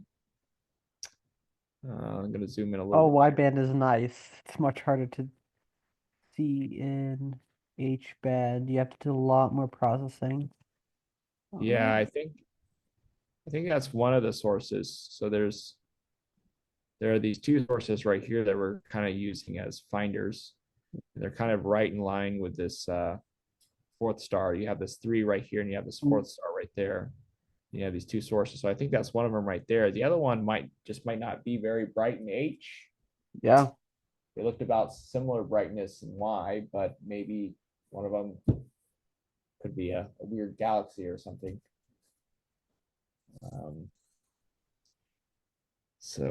Let's see. We can try and look for our object. Oh, I zoomed out again. Oh, darn. Here we go.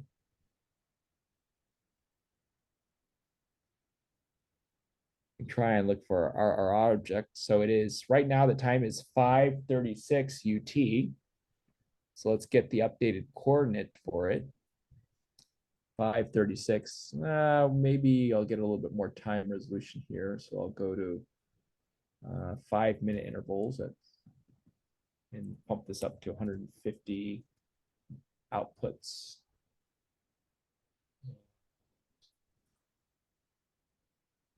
Now, JPL was down for a little while because of the fires, but fortunately it came up in time for me to do the observing plan for tonight. We have the Minor Planet Center as a backup. So yeah, the position didn't change very much. Should be in about the same spot. So we're gonna go back here.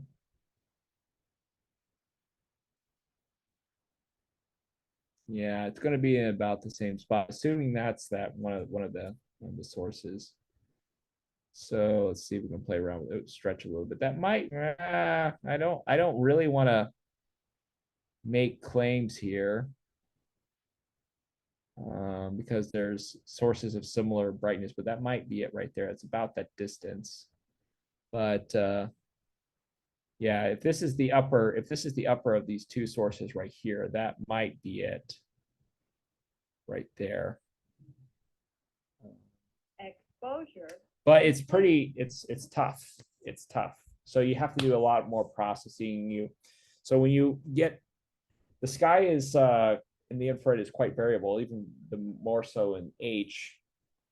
So what you're doing when you process these images, you basically create a synthetic sky that is that's continually being updated from frame to frame, and you subtract that from the individual images to get clean sky subtracted frames. Well, what we're doing right now, we're just doing pairwise subtraction, which is good. It works a lot of the time, but for faint objects like this, you really do need to have the more advanced processing techniques. Okay, actually, I think I might see it. Yeah, I can see both sources now. These are the two sources. Oh yeah, they're much more obvious now. What did you change? It could just be variations in the sky background.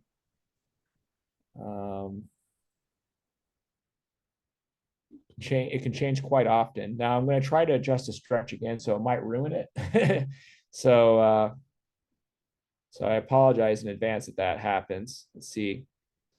I like to have kind of a darker background. It makes spotting things a little bit easier.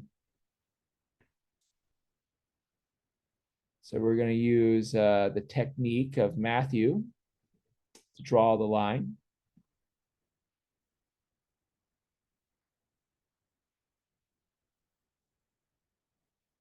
And get the arc seconds here. Yeah, so that's it. We see it in H. It's not bad. Yeah, it's pretty good. Yeah, that's It's the right direction. Yes, that's the most difficult one. It's right there.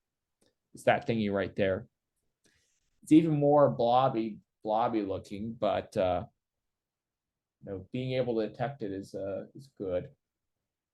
I would say you should probably up the H exposure times and make the Y ones a bit smaller. Just, Yeah, do more H coads. Yeah. I like to keep things kind of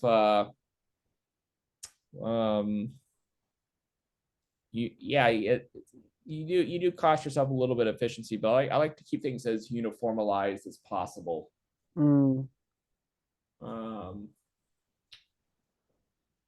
So because we're already kind of taking a hit from the overheads. That's true. Yeah, so but I mean this is I would do an extra round. Do another YH. I mean, yeah, it's expensive, right? But I think I would rather do another round of both Y and H, and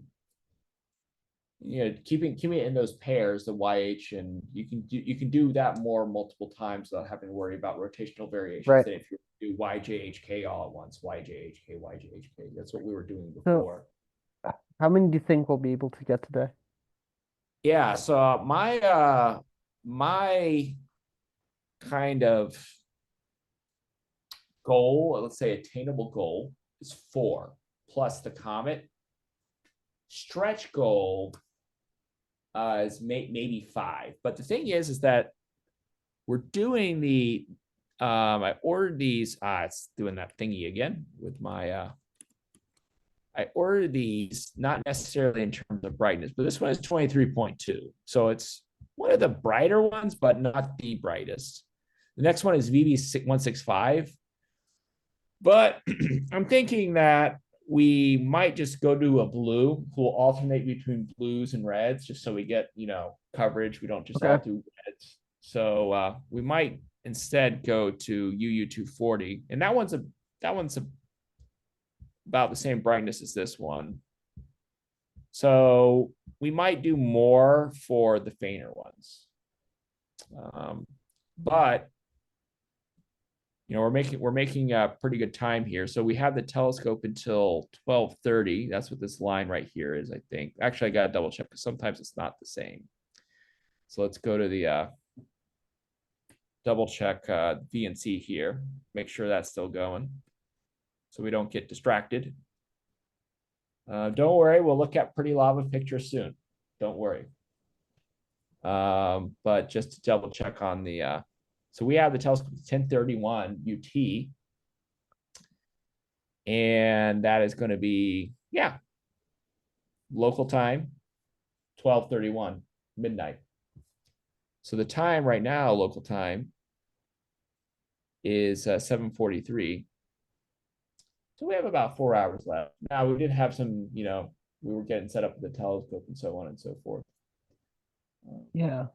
But I think we can hit U-240 sort of towards the end there and probably stick on it for a while, right? Yeah, you before we can because air mass curve is shifted. Yeah. Exposure complete. But I'm thinking like for the last hour, we probably, because these will be getting down to like air mass 1.6 or so. We really want the good seeing low air mass. That's what the first night halves come in handy. Yeah. So I think we'll transition to the V6 object. This, by the way, is if you have any targets that fit in around here, because this will be even more so shifted in February. So like the last hour or block, we can do something else. We can do something fun. So I think last year we did 288P for Laura May. She likes this binary main belt comet. And I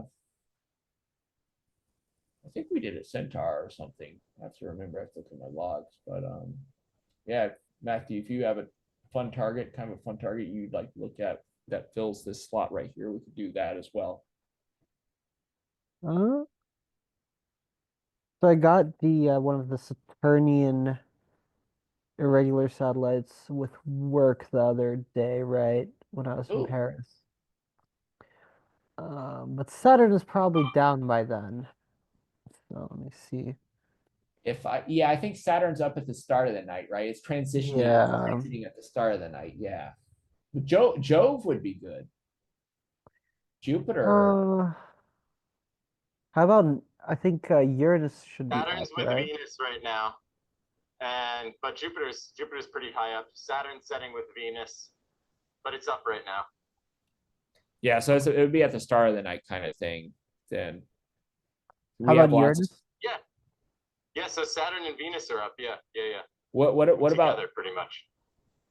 What about Uranus? What area of the sky is? All of them are up. The March of the Planets is happening right now. There's like 5 or 6 of them up at sunset. Yeah. Yep. Oh wow.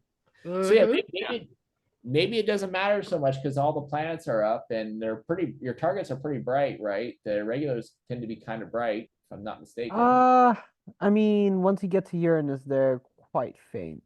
Yeah, Uranus will be, Uranus is going to be pretty currently faint. From west to east, Venus, Saturn, Neptune, Uranus, Jupiter, and Mars are currently all up. Wow.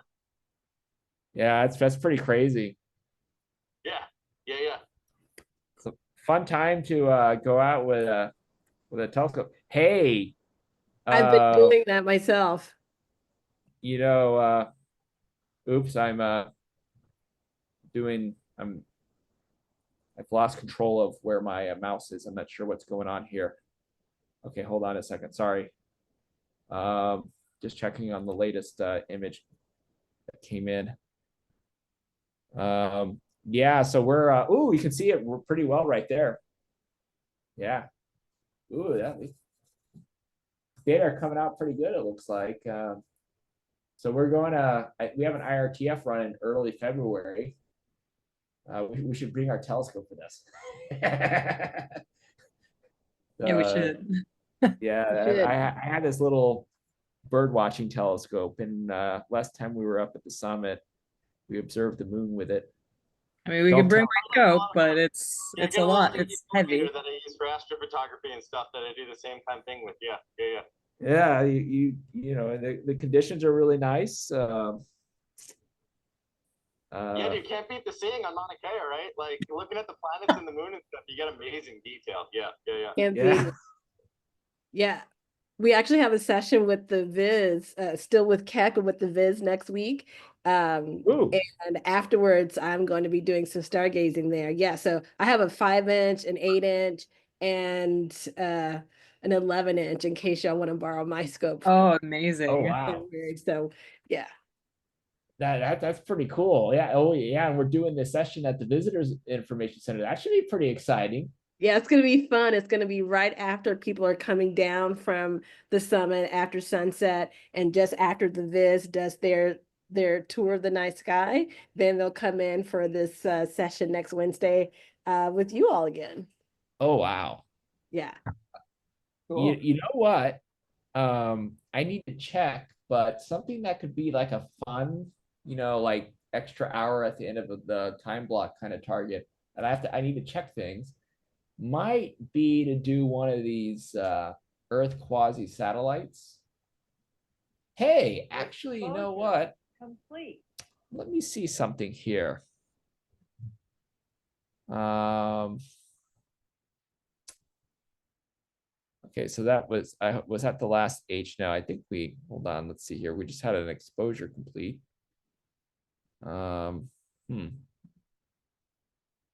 Stuck on 77%, it looks like. But it just says exposure complete. Do you know if this GUI might be stuck? It says exposure aborted. Read timeout. So should definitely talk to. Let's see. Where do you Tech see side the of things. timeout? Processes. Right there on the exposure status. Ask the operators. Okay.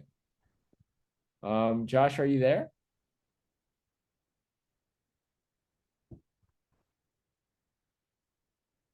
Yeah, I don't see the exposure status. Where do you see? Okay, exposure aborted. Read timeout. Let me try something.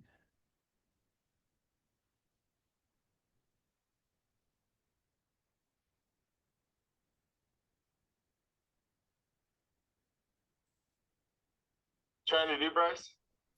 So it looks like the exposure aborted. It says read timeout. It's writing complete.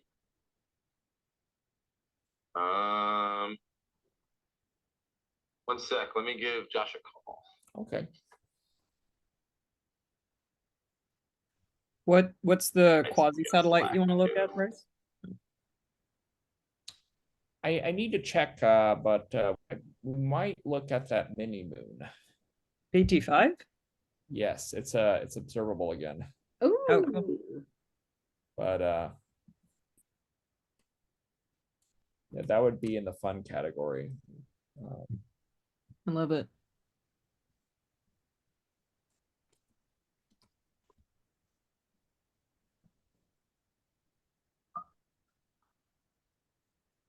It's there. I'm It's pretty ready. sure Yeah, just like try again, but I'm not too sure with MOSFIRE,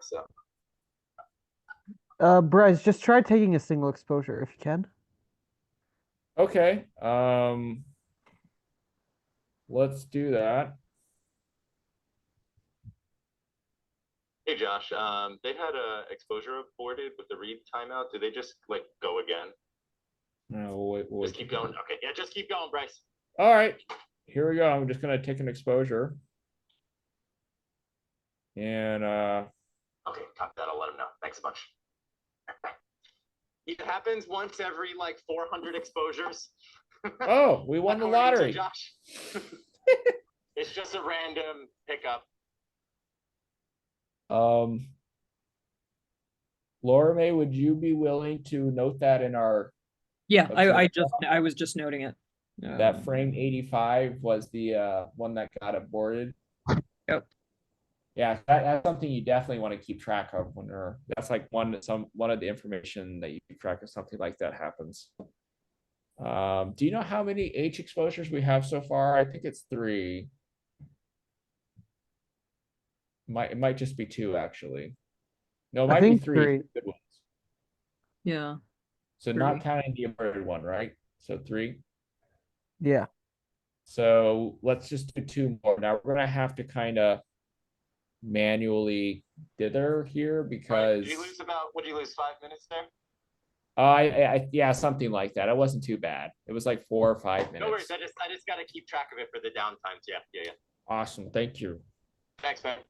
Is also, is there like an easy dither, like just like a quick offset after this exposure? We could just like offset a little bit. So if you wanted to dither, there is a dither pattern within the exposure control as well. Okay. But yeah, I can also just like move the telescope for you if you want. Sure, that might, yeah, when this one is done, maybe we'll just like, up 20 arc seconds and left 20 arc seconds or something like that, up 20 arc Yeah, seconds. I can do that. How about we go, I'll move the telescope south and west. How does that sound? That sounds perfect. Or sorry, yeah, south. South. Wait a minute, hang on. West and north. I'm gonna move it. That would work out great. Yeah, we're 35% through this current exposure. Okay, cool. So just let me know when you'd like me to move, and I'll accomplish that for you. Awesome, thank you so much. No worries. So it looks like the mini moon is let's see here. The mini moon is up, and it's pretty bright too. Oh, what's its magnitude? 18. Oh, it's about magnitude 19. So it's a lot brighter than these targets. Yeah. So it should Pop. pop up pretty good here. So I'm gonna make a new folder. I'll call this NEOs. What I call this? This is a software I use. It's called arcsecond.io. It helps with observing planning. It does air mass charts. Oh yeah, it's up. Yeah. Okay. Well,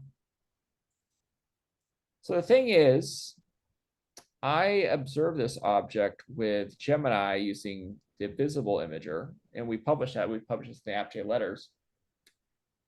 But I also got data of it with their near-infrared camera, but it's not really near-infrared camera. It's really their spectrograph that they have this very small 10 by 10 arc second acquisition. They call it a slit viewer that they can use as a pseudo camera because their regular camera doesn't work. It's it was called Neary. It got shut down. They don't offer it anymore, so they're using this as kind of a substitute. The problem is with such a small field of view, you have to dither. I'm not sure all the images contain the object, so it might be not a bad idea to try and get some near-infrared data of this object. We got Y, J, H, and K available. It is rotating, so that makes it challenging. It's rotating pretty quickly, relatively quickly. The time scale of 20 minutes or so. So we will have to kind of take one exposure. Yeah, I think it'll be something where, yeah, I think we'll have to do all 5 exposures all at once per filter and median it out, because that will, actually, I'm not quite sure. The amplitude is pretty small. Yeah, maybe it's best to do one filter at a time. But that is something we could do. Instead of the comet, we could do the mini moon. Let's look at the weather for tomorrow again. So the forecast for tomorrow, it could be foggy, so that there's a little bit of danger there if we do wait till tomorrow to do it. But the better conditions are going to be tonight than tomorrow, I think. But that could be a little adjustment there.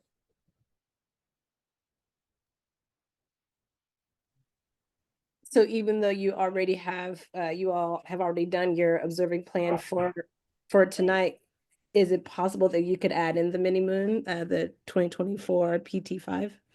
That is something we could do. Bryce, I think the exposure completed. Yes.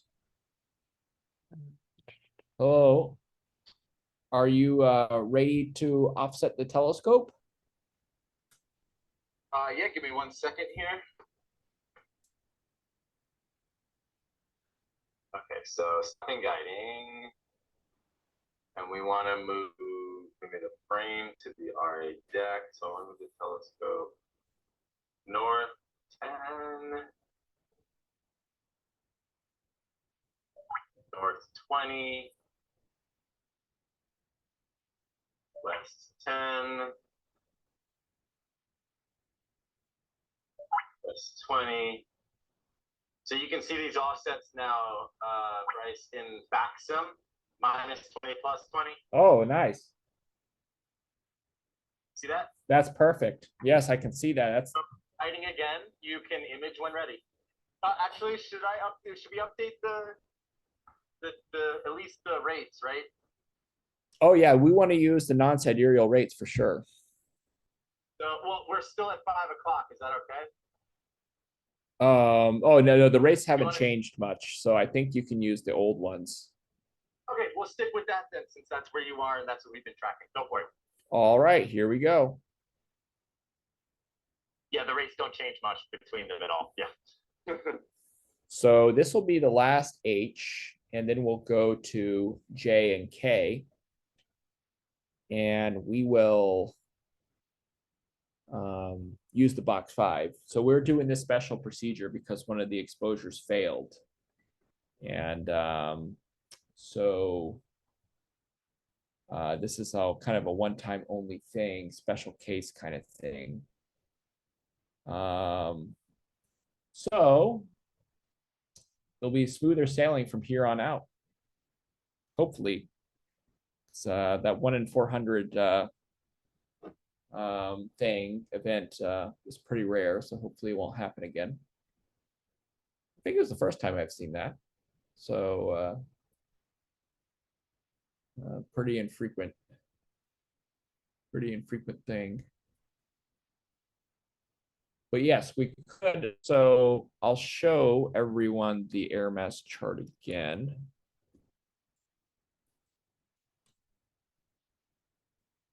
So this is the air mass as a function of time. So the red line right here is the current time.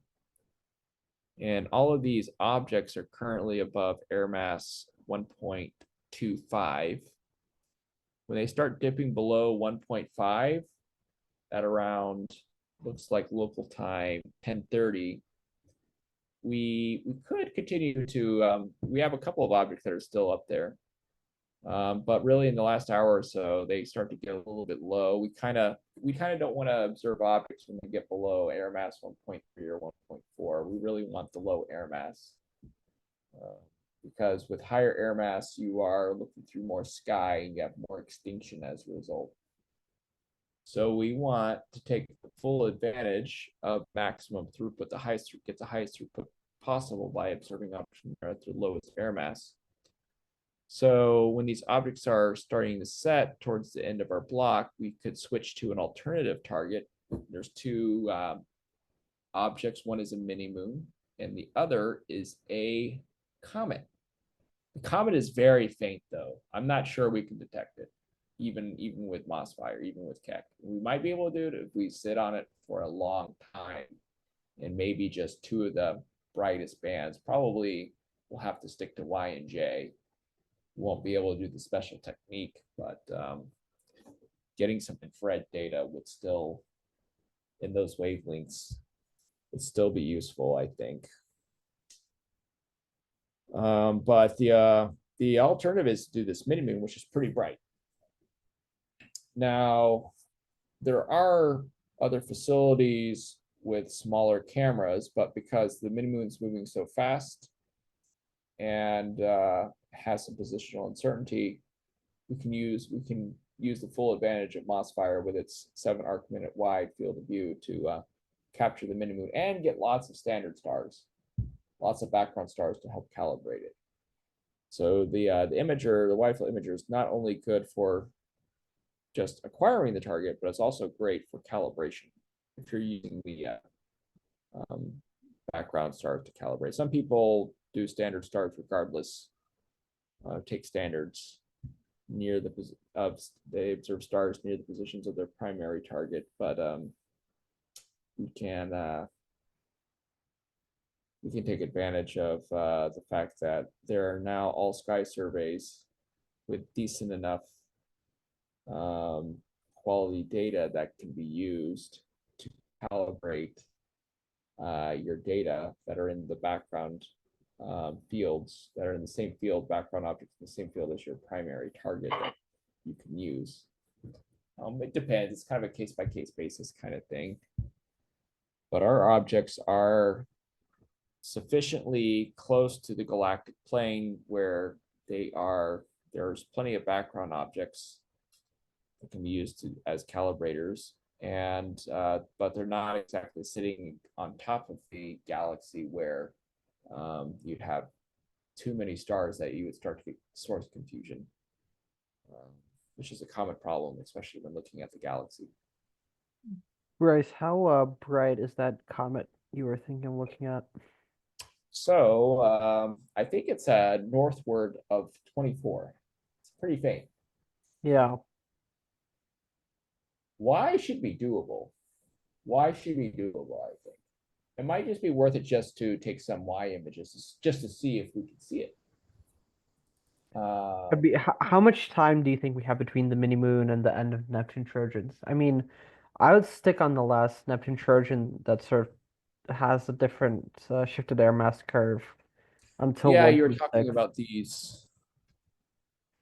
Yeah, if you have like half an hour, we can do a Uranian irregular satellite. Then you could move and take a quick picture of Uranus and then move on to. It'd be fun. Yeah. Yeah, it could be pretty interesting. What is the name of your target? Name of my target is Prospero. Oh, it's Prospero. Okay, let's see. Yes. So I had so I know you can pull them up in JPL Horizons. Yeah, I can send you the. Oh, we just finished our exposure. Let me yeah. get Switch the setup. filters. So now we're going to go to J. We're Yep. changing the filter to J.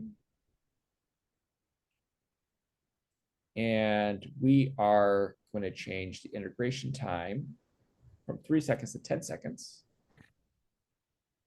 And we are doing 18 coads. Let me look at my cheat sheet just to make sure. Yes, 10 seconds, 18 coads. Okay, applied. Thank you. All right, so it looks like we have switched. Are you gonna hit? All right, box 5 right away. Okie dokie. So let's look at the difference real quick. Let's make sure we getting good quality data here.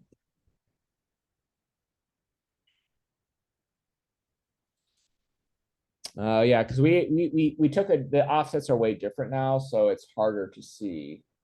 I'm thinking maybe, we'll just keep this. We'll just ride this because it is. Yeah, let me ask our observer real quick what he thinks. So hello, we wanted to confirm with you this offset here minus 20 plus 20. That's still in effect, right? Yeah, you can see it in Faxum. Yep. Okay, so when we do the box 5 dither script with MOSFIRE, it overrides that, right? When it does that, it's like it's still. You'll see those values adjust as it shifts. Yeah. Cool. If you want me to mark base here at like the 0 position, I can do that. That'll set those positions. That'll set the offset to 0, 0.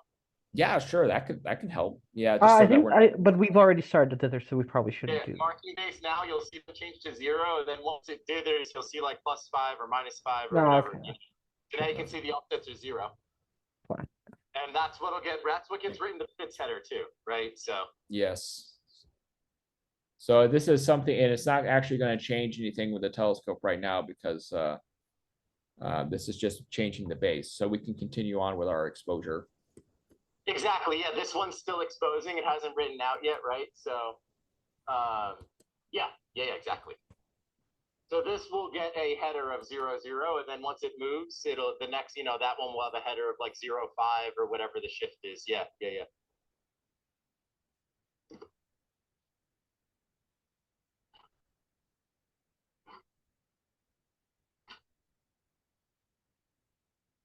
All right, so it means we will have to play with this a little bit, but that's okay. I'll check your thing real quick, Matthew. Let me make sure we can still see what we're looking at here. Oh, there's this weird pattern in the data. Look at this thing. It's the Keck logo. Let's see. What happened? Yeah. Um, It's interesting.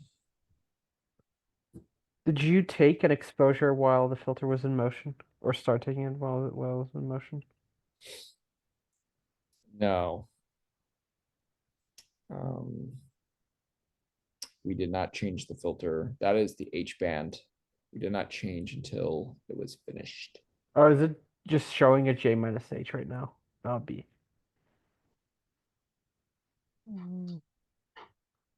Wait, show the raw image maybe instead of delta. Let's see that. Hey, have you ever seen anything like this before?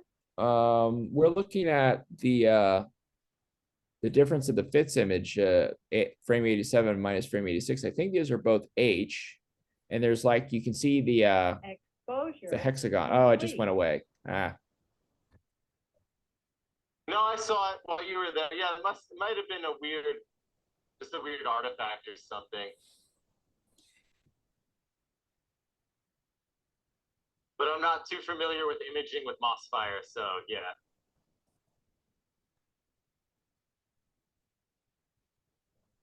Was that It 7? looks like there might be something in the background there, like in the noise or something, that might have yeah.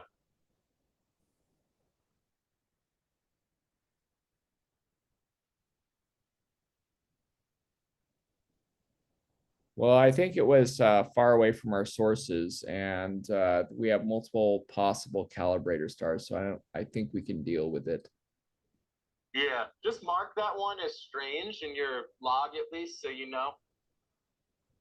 So to double check it, but yeah. Laura May, can you please do that? Yeah, I've already done that. Thank you. So another thing I'm not super good at keeping track of. I think we just got one J band so far, right? So this correct, yeah, and take a look at the offsets are now +10, +10 for the first dither. Okay, awesome. So yeah, so we're currently trying to subtract H from J, so that's why it's looking a little wonky there. Yeah, that's what I was thinking too. I think it was the two bands, right? What was the I time and coads on J band, Bryce? The I time is 10 seconds, and the number of coads is 18.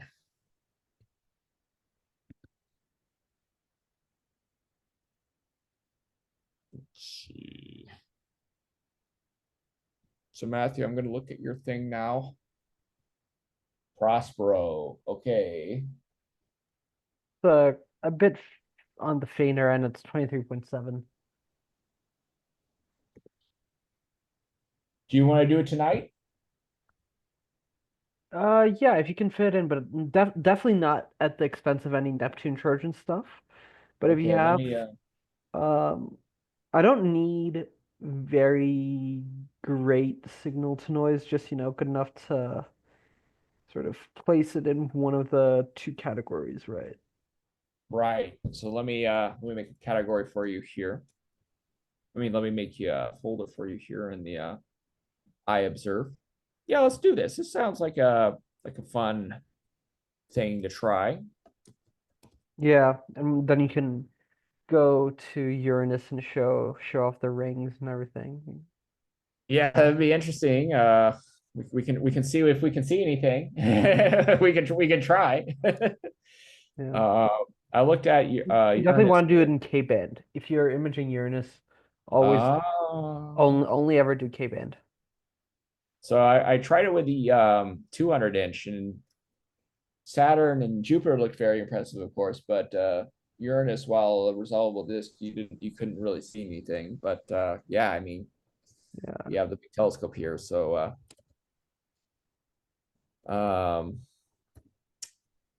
should make a difference. So we'll do it in K-band. Okay. That'll be kind of the Exposure complete. prize. Let's see. Do we get the right time date here? So this is 3 hours plus 16, right? Yeah, let me check if I did everything right. Oh, yeah, I did No, it's 2024. 2024. Oh, Ah, shoot. there Yeah, we sorry. go. Yeah, it's 2024. Classic rookie error. So let me. Whoops. It happens. Yeah, it's not super. It doesn't help that this thing does not, pull up the. I can like create Uranus here, and it's No, gonna be I gotcha. I fixed the thing. Let me send you the okay. new coordinates. So let's see. Let me find you. Yeah, it would be nice if this thing would get you the moons. Yeah. All right.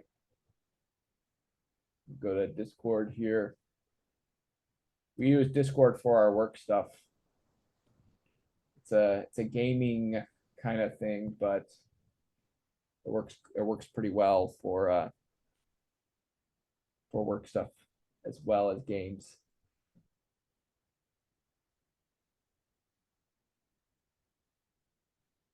Prospero, that was the one of Shakespeare's characters.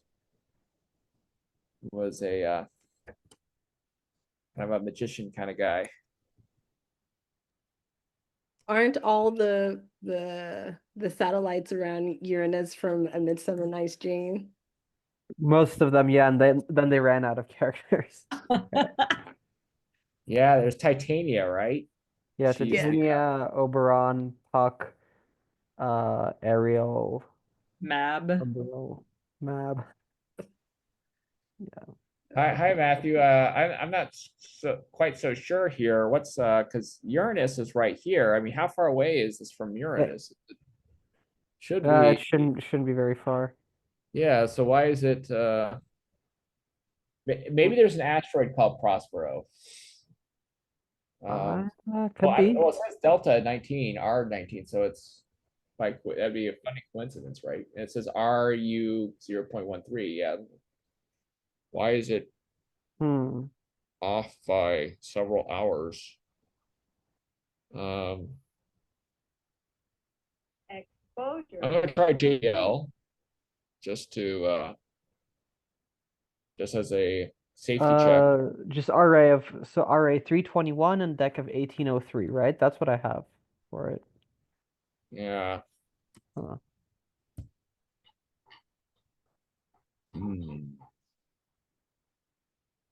Doesn't want to